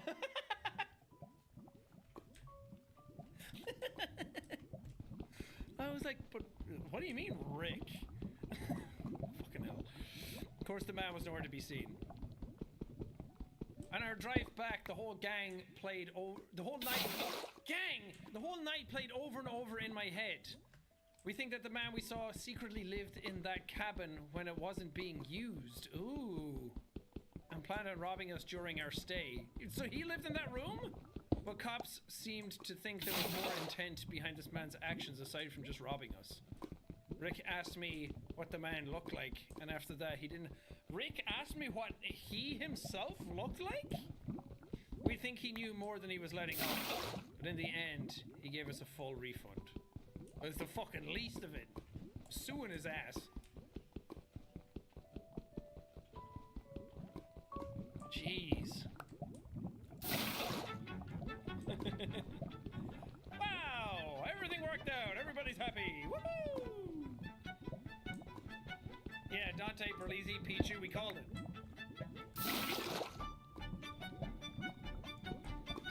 Smith. I don't know who that is. Some of you might recognize some of these people, though. We survived!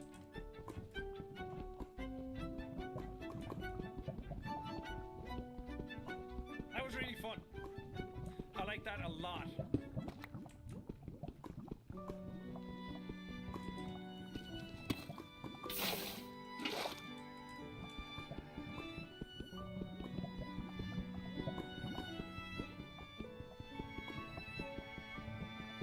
Thank you for playing Fears to Fathom. Hey, Rail, thank you for making Fears to Fathom. We love you, Rail. That was a good one.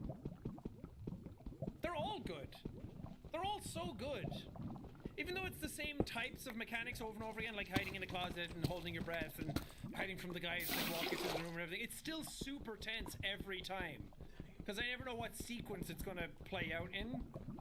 I think this is one of my more liked ones. I still think the first one is the best because it was new and it was fresh and it was so scary.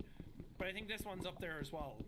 I mean, the mic stuff was cringe, but that's like regular, like, this is awkward, I don't want to talk about it, can't you just be friends, like, no is no kind of stuff. Like, still super creepy and super over the line and everything, but I thought at one point it was going to be the mic was going to kill us, and I was like, I'm kind of glad it wasn't that. There was still some shit with Mike, but it wasn't that he was just the bad guy that was going to, like, kill me. I'm glad there was something else, like somebody living in the house. I like that idea, and I always like a reveal of, there's that one famous, like, YouTube short animation, or not animation, short film. He, like, gets into bed, and they text the person, and they think the person's next to them in bed, or something like that, or they get a message from them, and it's like, if you're messaging me, then who's beside me? And that's like a really creepy face. I like that sort of reveal. It always kind of like gets under your skin. But anyway, that was great.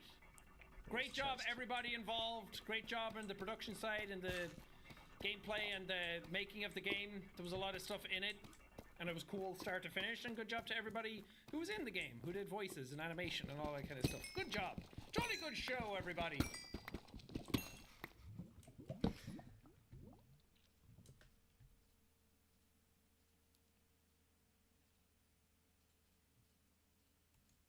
What is going on, guys? My name is John, and welcome back to yet another video. Throughout the history of Pokemon, shiny Pokemon have become by far one of the most popular aspects of the entire franchise. For the longest time, I've had the dream of completing the ultimate challenge, catching every single shiny Pokemon across every single generation, and putting them all in Pokemon Home to display the holy grail of Pokemon collections, better known as a shiny living dex. Because I just completed taking on the Pokedex in Pokemon Crystal, I decided to see just how hard it would be to obtain every single shiny Pokemon from Generation 2. And this is how it went. Now, while it would make a lot of sense to start this challenge at the beginning with the first 151 Pokemon, I figured the beginning with something a little bit smaller might be a smart play to ease my way into this challenge, and while it isn't the smallest region by far, there are a total of 100 Johto shinies that I'll need to find, and I knew just where to start. Because it's the beginning of our adventure, what better way to start this challenge than to treat it like a brand new journey and obtain our very first starter Pokemon. Now, you're probably thinking, well, if this game is the first hunt to this challenge, this is gonna take forever. Why not just hunt them in Scarlet and Violet DLC? And while it's hard to argue that I could get this done a whole lot faster if I just made some shiny sandwiches and hunted them all down in Paldea, I wanted this challenge to be an experience. Nearly every single Pokemon game has multiple unique ways to find a shiny, and I hope by the end of this challenge that I can not only highlight as many of these as possible, but also take a journey throughout every era of shinies in the Pokemon games. Now, although the odds for finding a shiny starter in Heart Gold and Soul Silver are a whopping 1 in 8,192, the benefit of this hunt is that not only do you see all 3 Pokemon at the same time, but the resets are extremely fast. Because I'm also hunting with 2 games at once, I was able to average about 900 encounters per hour, and soon enough, the first member of the challenge appeared. Oh, I got it! Wow, that was so fast! That's so cool. I've never had... Oh, it's timid. I mean, is that good? Actually, I'm gonna be honest, I don't really know. Oh, come on. That's so cute. That is 1 down. I am just gonna grind out another one. I really don't think I'm gonna find another one today, but let's grab my other copy of the game and reset this counter. And while I didn't manage to get another one that day, the second shiny I found was still wildly under odds. Oh! Wow, that was fast, dude. I, like, just started recording. There it is. That's so exciting. I'm gonna be honest, the sprite for Chikorita is not great, but, I mean, having 2 out of 3 on the first 2 attempts, pretty good. With 2 down, I knew the grind to get the final member of the Johto trio was probably going to take a lot longer than I would have liked, especially considering that at any point I could get a duplicate of either Chikorita or Totodile, but since I need 2 evolutions of those anyways, it really didn't matter in the long run. After a few days of hunting, I had not only gone over the expected odds for the hunt, but eventually reached 5 digits, which to be fair was deserved, but eventually, everything worked out. What? How did I get all 3 without phasing? Like, that is genuinely absurd. I got so lucky. Getting all 3 in a row was definitely not what I had planned out for this challenge, but this outcome was better than I could have possibly imagined. Statistically, you're basically begging yourself to find at least 1 duplicate, so this was truly the best start possible to this challenge. Alright, I think that's gonna do for this section.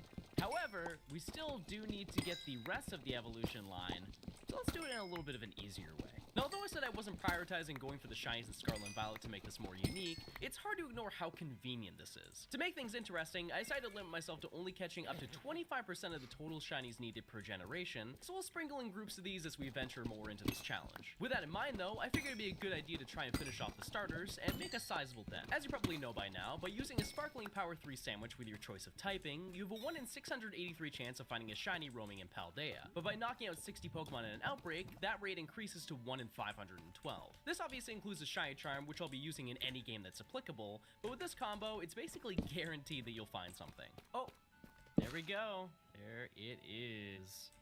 It wasn't too bad. Definitely a lot easier than doing it in Dark Gold Soul Silver, that's for sure. I managed to find another about 15 minutes later, which at this point you're probably seeing why I set a limit on this game. But trust me, the other 2 starters are not as simple. Totodile and Cyndaquil outbreaks are by far the rarest available in the Blueberry Terrarium, each for their own reasons. After more time than I'd like to admit, I managed to get Totodile's location, which ended up being the best spot for it to appear, as the entire lake contained them rather than the nearby pond that I hunted in a previous video. After an hour of flying, I managed to find my first one, and 20 minutes later, I was able to make light work of this line. But I couldn't say the same about Cyndaquil. Well, for this hunt, I don't actually need to track down an outbreak. The difficulty for this one comes down to 2 things: location and limitations. Cyndaquil is only encounterable in this small cavern in the northern area of the polar biome, which, as you can tell on the surface, will really limit how many of them we can see, but it's actually a lot more technical than that. In this area, Cyndaquil can only appear from a single spawn point in the entrance of the cave, which not only limits the total spawns, but if a Cyndaquil appears and just chooses to stand there, there'll be not enough space for another to appear, resulting in all the encounters coming to a complete standstill. By standing at the opposite wall, you're far enough of a distance to promote spawns without having to leave the cave, and by sending out your Pokemon, you can auto-battle to hopefully prevent any stalling, but a lot of the time you'll just have to jump down to resend out your Pokemon, which happen more times than I'd like to admit. Oh, there it is. Nice. Oh, landed right on top of it, okay. Cool, there we go. Alright, 1 more starter and we are all done. After another hour and a half, I managed to grab the final member of the squad, and I could finally fully evolve every starter Pokemon to their true form. With this completed, I obtained 9 Johto Shinies, but I really wanted to end this day off with at least 10% done, and I figured I'd finish off this with 1 more easy hunt. I took a quick trip to Kitakami and was able to catch 2 Sentret, which I eventually evolved into Furret, and while it was nice to have an easier time compared to the HardCore and Soul Silver hunts, I got all of these Shinies in a single day. Needless to say, I was a little burnt out of hunting here, but I knew exactly how to switch it up. Well, at first glance, trying to catch really any shiny in Generation 2 games, aside from the Red Gyarados, seems like an insane task, but within the daycare, there's arguably one of the most unique side quests in the entire franchise. In Pokemon Crystal, when you speak with the daycare man for the first time, he'll mention that he can help breed one of your Pokemon, but additionally found an odd egg at the center and offers for you to keep it. Inside this, you have a chance of hatching 1 of 7 different baby Pokemon, each with boosted odds to be shiny. Across all eggs, you have a 14% chance of encountering a shiny variant of one of them, but I wanted all of them. While you do have the ability to save beforehand and hatch eggs until you get the one that you want, not only do you get one of those eggs, but hatching them individually takes about 10 minutes apiece, so I got a little bit creative. By putting the egg in the PC and carefully turning my console off at a specific time, I'm able to keep the egg in my storage, but trick the game into essentially giving me another. Unlike Gold and Silver, this duplication window is definitely not as generous and can lead to interesting results even if you're a little bit off. By doing this process, I managed to collect a whopping 200 eggs to hatch in a single stream, but I felt this would be a whole lot better if I had a little bit of competition, so I asked my friend Absol to race me to see who truly is the master of breeding. We have a collection of guys on the screen. I'm ready to go. All right, let's run it. And now, we ride. Right from the start, it was very clear that we kind of underaccounted for the fact of truly how long it takes to hatch these eggs. Even though I was hatching basically 10 at once, the first one didn't start hatching until about 7 minutes in, and also, there were a few more issues. You're gonna get Pichu on the left side and Tyrogue on the right side, both shiny. That wasn't right at all. Oh, shiny Smoochum. That's the first one for me. No! No, we'll get you back. Watch this. Yeah, maybe. I don't know. Now, despite this, I knew that I have 200 eggs. I was bound to get at least a few of the shinies, and statistically, I was so due to find something. Wait! Yay! I did it! I got one! We got Cleffa! Oh, let's go! We're on the board, baby. Oh, wait! Back to back! I got Magby! We're tied up, Oh, baby! dang, Let's we're go! tied. Oh, I got Igglybuff! Yay! Oh, let's go! Dang, you're up on me now. Yes, sir!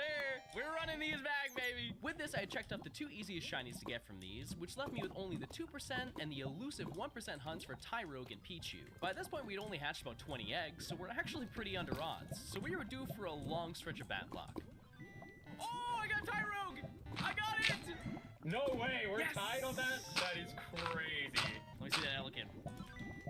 Ah, Well, I got one. Oh, there's a dupe. We both duped up now. Let's go. back to back. Oh, wait! Yes! I got Pichu! Let's Really? go! Oh my gosh, that's Oh my crazy. god, my luck is correct! We're gonna hatch all the eggs anyways, but I mean, boy oh boy, that's... Huh. With only an eighth of the eggs hatched, I only needed the 2 remaining 2% encounters for Elekid and Smoochum, and since by this point I'd hatched a shiny nearly every 5 eggs, I knew I had this competition in the bag. But eventually, the luck went away. Hatch after hatch, it felt like I used up all my luck, to the point where so much time had passed, I could feel myself aging.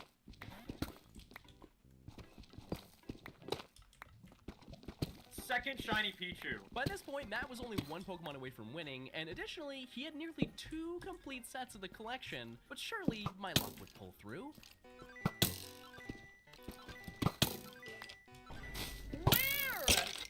Where did you come from? Eventually, I managed to get Smoochum, but by this point, it was way too late. Not only did he collect the final shiny, he managed to get nearly 3 complete sets, and over 150 eggs later, I didn't have a single Elekid to show. And I think the game knew that and realized what it needed to do. Are you kidding me? Back in your hole, Smoochum! I'm gonna rip every follicle out of my hair! Don't you even think about it. That makes no sense! How do I get 3 shiny Smoochum in a row? 3! After getting another shiny Tyrogue at the end, I managed to get 19 shinies and at least 2 of every Pokemon, except for Elekid. By this point, I've been hunting in this game for about 8 hours straight, so I decided that it was probably best to take my attempts to a different game, and I had the perfect idea. Pokemon Legends is by far my favorite game to shiny hunt in, and while this game heavily prioritized Sinnoh Pokemon, there's still a decent chunk of Johto encounters that can be found in this game, so I decided to head right into the Kanto Highlands to track down that little shiny outlet. Because I perfected my entire Pokedex, the odds of finding a shiny by flying around is 1 in 585, and it can go down as low as 1 in 128 for any outbreak that I do, so I knew that while Elekid would still be troublesome, at least a few new entries could still appear. I did manage to encounter a shiny Heracross, but the next Pokemon was a Johto Pokemon that I didn't consider. Look at that. That's really cool too, I just... Wait! Wait, I need that. Does this count?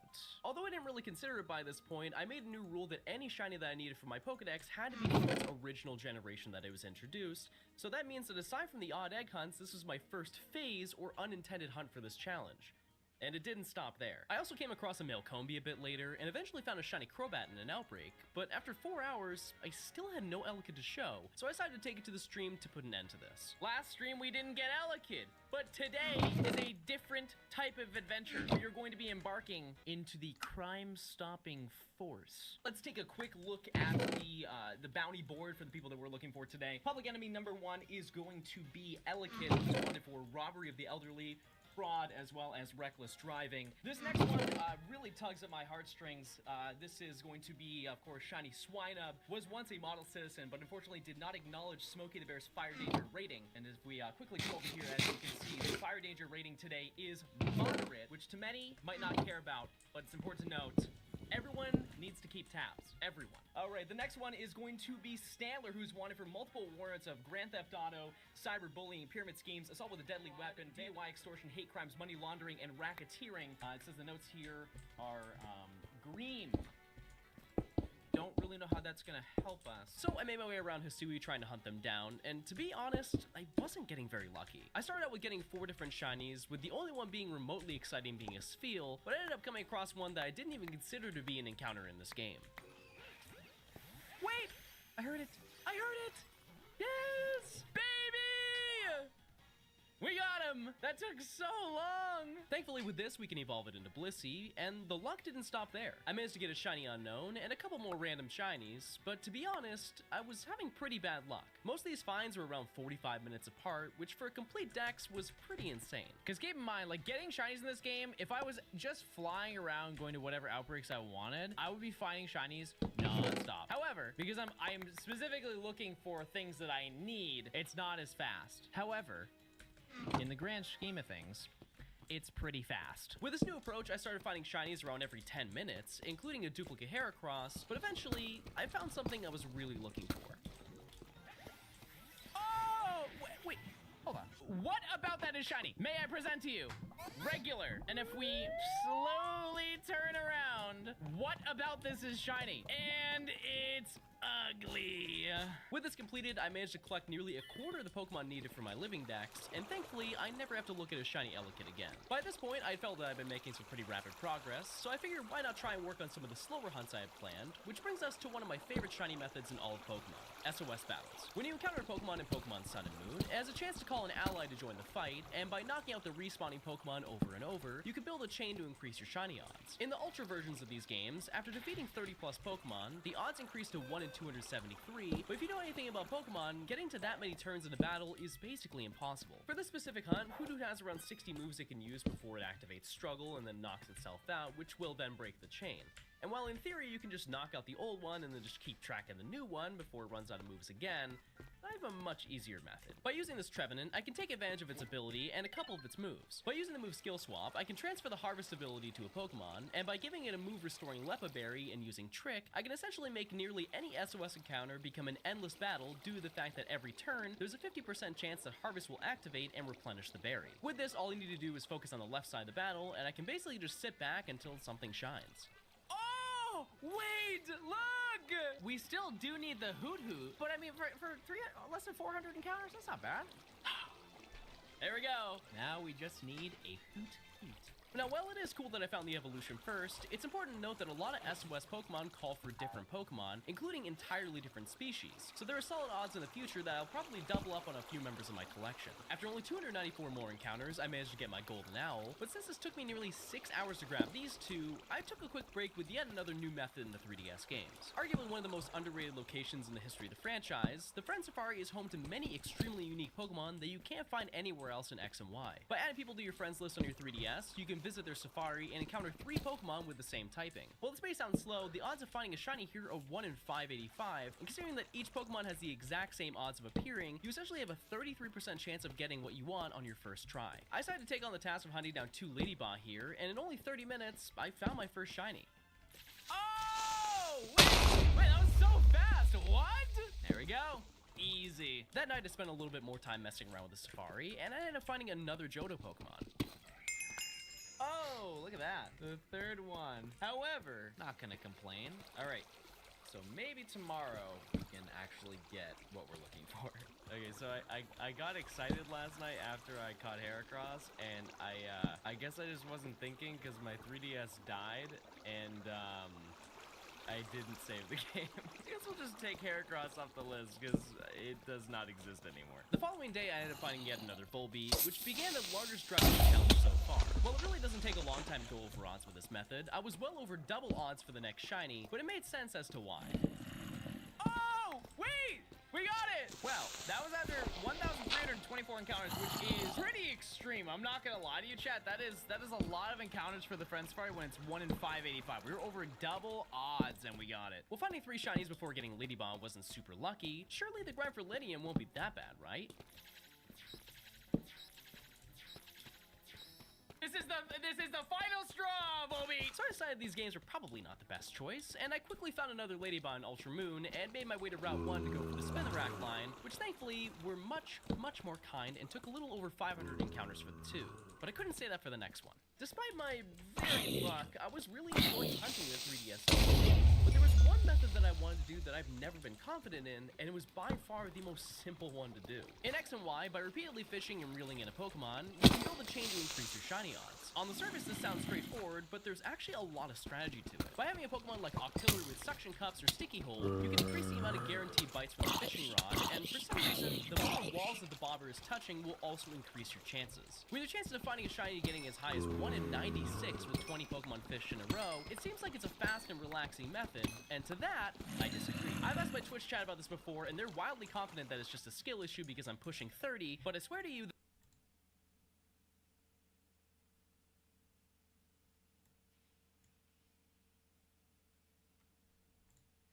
that the timing window for some of these reels are insanely fast. I initially started tracking the actual chain I had between both of the games, but after failing reeling in 4 in a row for the 10th time, I figured that just totaling all the Pokemon I landed was better for my sanity. For this hunt, it's actually impossible to not get something that I need for my dex, as with the Goose Rod, I can only get Remoraid or Chinchou, so I was content with really any result. Oh, there we go. Wow. Okay. I don't know what my chain count was at. Under 20, I think. It was probably like in the 15-ish, 13-ish range. But let me tell you, this is not easy. In total, this took me an hour and a half to get, but after this, it was all downhill. I spent the rest of the day trying to find anything with this method, and the highest chain I could muster was maybe in the 30s, and after 500 encounters, I had nothing to show for myself. I even tried switching up my reaction speed by moving my A press to the shoulder buttons, but I'm confident this method is just not for me. So I did what any reasonable person would do in this situation. You can say I'm a failure. With the second one quickly found, I decided to take advantage of the current situation. I do have additional time, so I think I might go for Marie now. Oh, there it is. That's pretty quick. That's crazy. I might get all 3 before this timer ends. That's crazy. I got like 5 minutes to get one more. Unfortunately, it did take me another sandwich to get the final Marie, but I can confidently say that I no longer had to worry about dealing with chain fishing encounters. I will say by this point that I had used up over half my allotted Scarlet and Violet shinies, so I was going to need to tackle some other games, and there's one common Pokemon that I haven't addressed. In every single generation, there's a collection of Pokemon that are seen as the representatives of the games.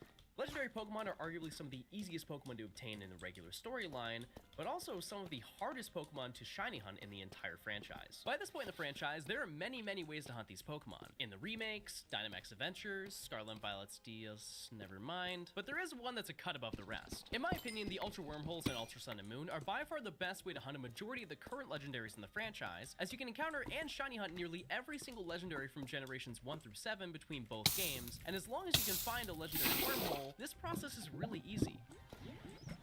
For the most part. Eventually, I managed to encounter 2 of the legendary beasts, Raikou and Entei, and I began the first big hunt in this challenge. Now, I know some of you are ride or die Dynamax Adventure stands and are adamant that it's a superior method, but let me put this into perspective for you. While the odds in that mode are 1 in 100 to find a shiny, you can encounter the legendary maybe once every 10 to 15 minutes, and that's if you defeat and catch it. This means that it will statistically take you at least 15 hours to hit odds if you're zooming through them, whereas in this, a dual hunt takes about 4. With the odds of 1 in 1365, it seems like it's a long grind, but I promise you that if you want them all, this is the fastest way to success.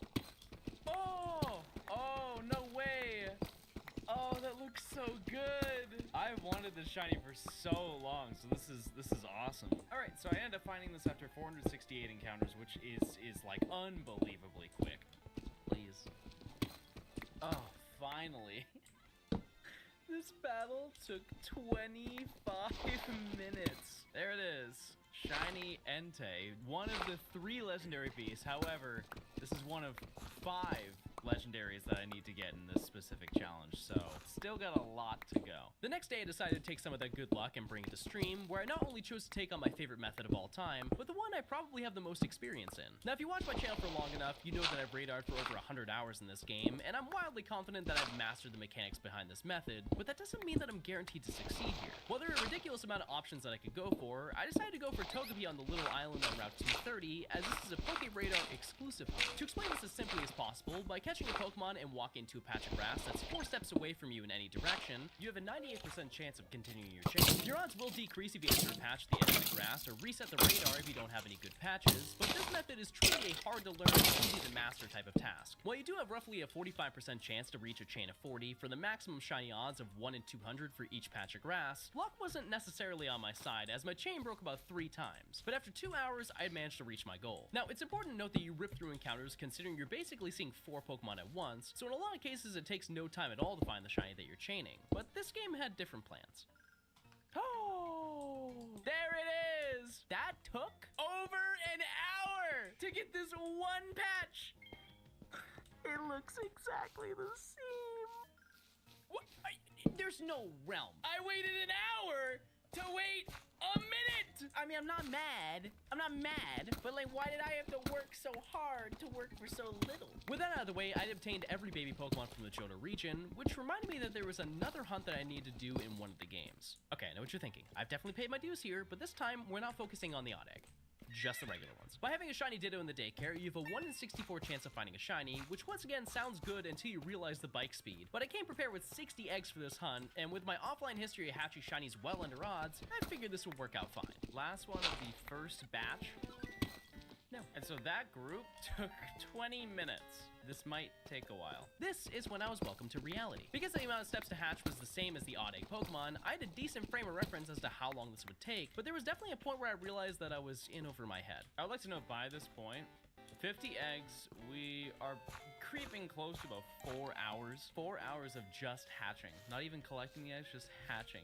It's about 4 hours for 50 eggs. After recording a majority of the day, I'd ripped through all the eggs that I had planned, which meant that I had to collect more, and if you thought hatching the eggs took a long time, getting those initial 60 wasn't exactly a walk in the park. Oh, yes! Finally! That took literally all day. However, the unfortunate reality is I still need one more. Now, I'm not gonna lie to you, my original intention with this was to get both Marill and Azumarill through this method. Needless to say, it didn't go too well. Thankfully, there were other methods to find one. By the way, if you made it this far into the video, consider subscribing to the channel. It's free and it gets me closer to 1 million subs, which is, it's a little big number. Thanks. In Omega Ruby and Alpha Sapphire, as well as the other Gen 6 games, by using the move Sweet Scent outside of battle, you're able to summon a horde of Pokemon where you can encounter 5 Pokemon at once. This is basically just a way to do extremely fast random encounters, and although it has a spawn rate of 35%, Oddish takes up another 60%, which I needed for Blossom anyways, so even if I did phase, I'd at least be able to finish this hunt in a reasonable amount of time. No! Oh, that's so good, but so bad! Not only am I double over odds, I ended up getting the 5% spawn Kecleon. I mean, it looks cool, don't get me wrong, like, it looks cool, but the odds of it happening again? 0, right?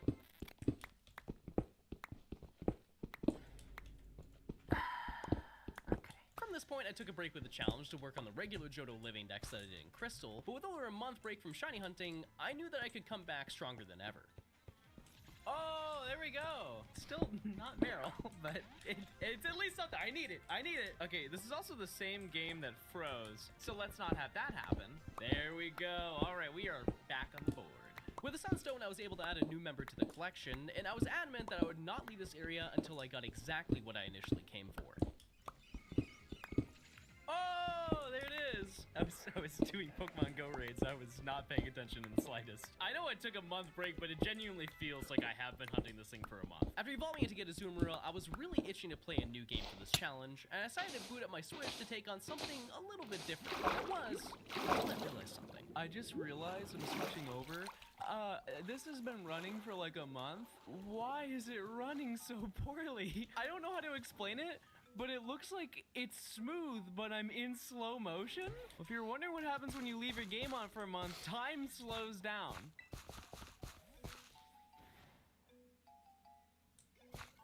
Oh boy. After giving my game time to cool down, I began hunting in a game you might have seen previously on my channel. I know I said I'd never play these games again after I spent nearly 2 years hunting every shiny, but come on, this game is so fun. After having a healthy long distance break from this game, I was ready to not only find something cool, but actually use the real shiny hunting method that I was barely able to do in those games. By catching the same Pokemon in a row, you're able to build a catch combo. After catching 31 in a row, you will reach the highest odds to obtain a shiny. From here, you'll need to catch another Pokemon to continue the chain, and whatever Pokemon spawns next will have a 1 in 273 chance of being shiny. Unfortunately, because this game is limited to just Gen 1 Pokemon, there are only a couple shinies that I can get from my Johto decks, but there's still a few more generations where we can come back to this game. For now though, I decided to hunt for Onix in the Rock Tunnel, and if I'm being honest, I was a little bit rusty. It's important to note in these games that you're rewarded with a boosted catch rate depending on how many of that specific species you've caught, and because I caught maybe a total of like 40 in this game, it was gonna be a while until I could actually do some encounters. After a few hours, I decided to take this part of the challenge to stream, mostly to finally be able to not play this game in secret, but also to show off that my shiny skills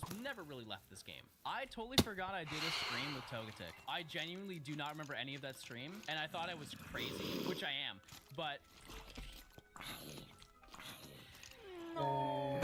I might make an executive decision today. I have a combo of, what, 370? Let's get out of here. Oh, we did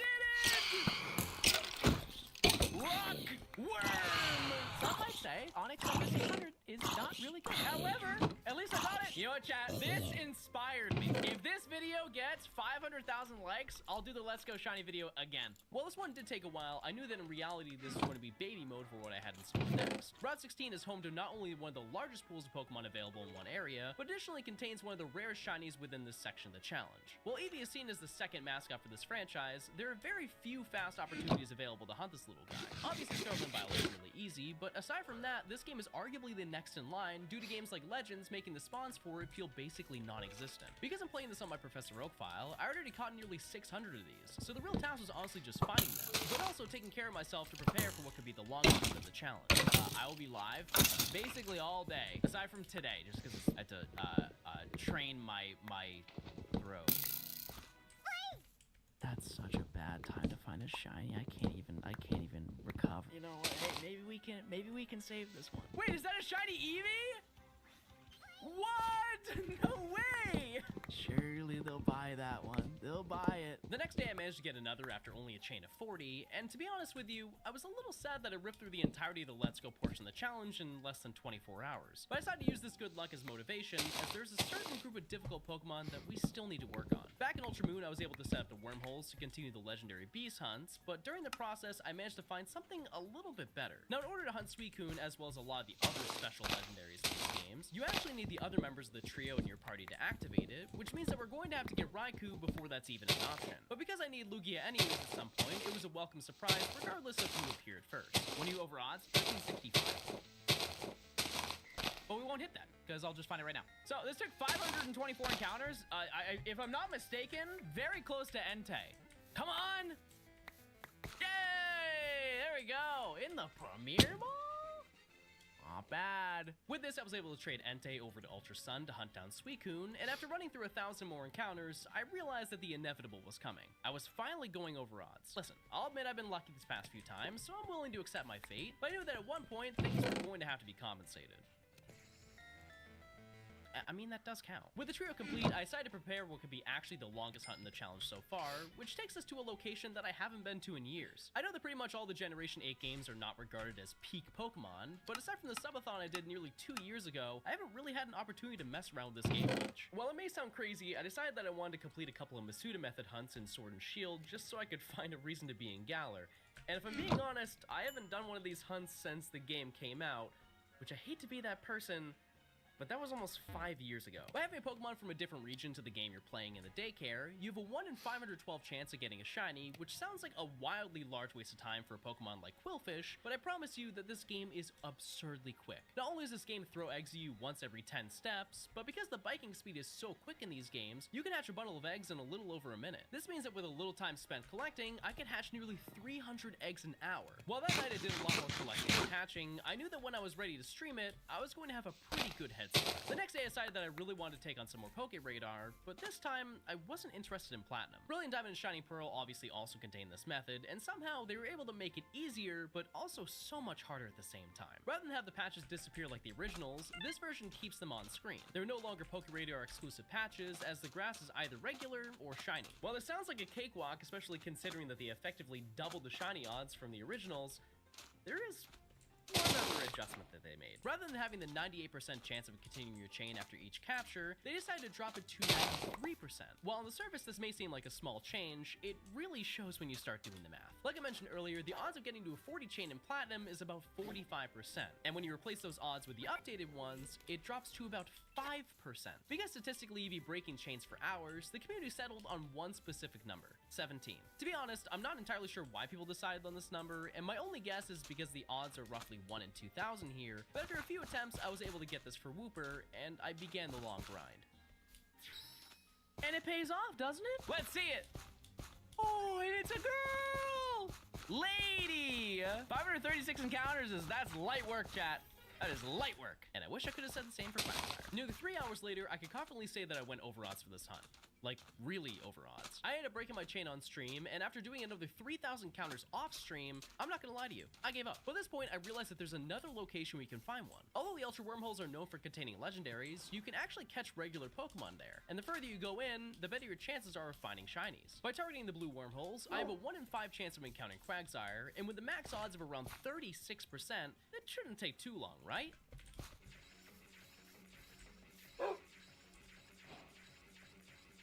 Are we really surprised by this? The next day I decided to continue a hunt that I kinda abandoned earlier. Because I had so much trouble with chain fishing, I totally forgot to get another Remoraid for Octillery, so I decided to spend the day in Legends looking for that, as well as really any of the remaining Pokemon I planned for this game. Are you in hot Lanta? Yeah, everybody here there is hot.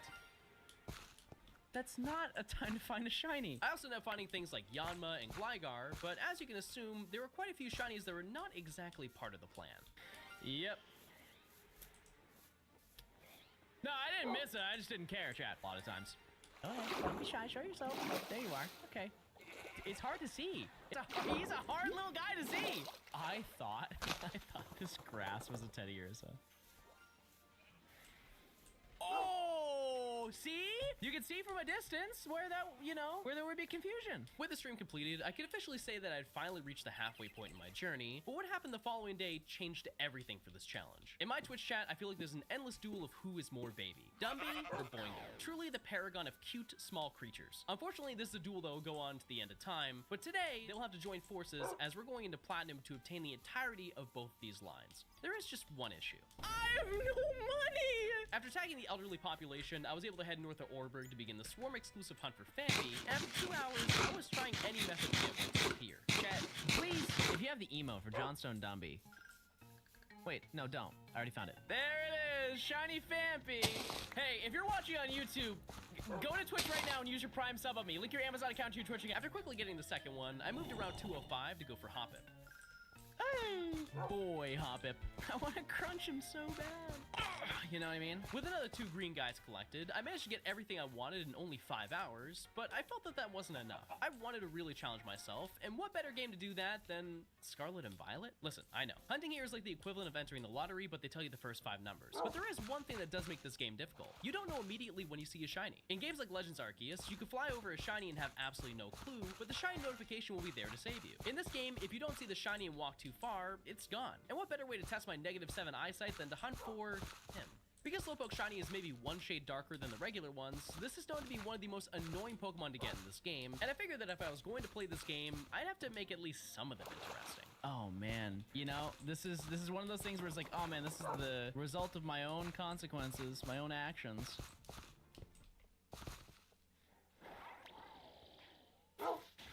This is gonna be so hard, chat. What if they're all shiny? Sure. I knew it! I knew it!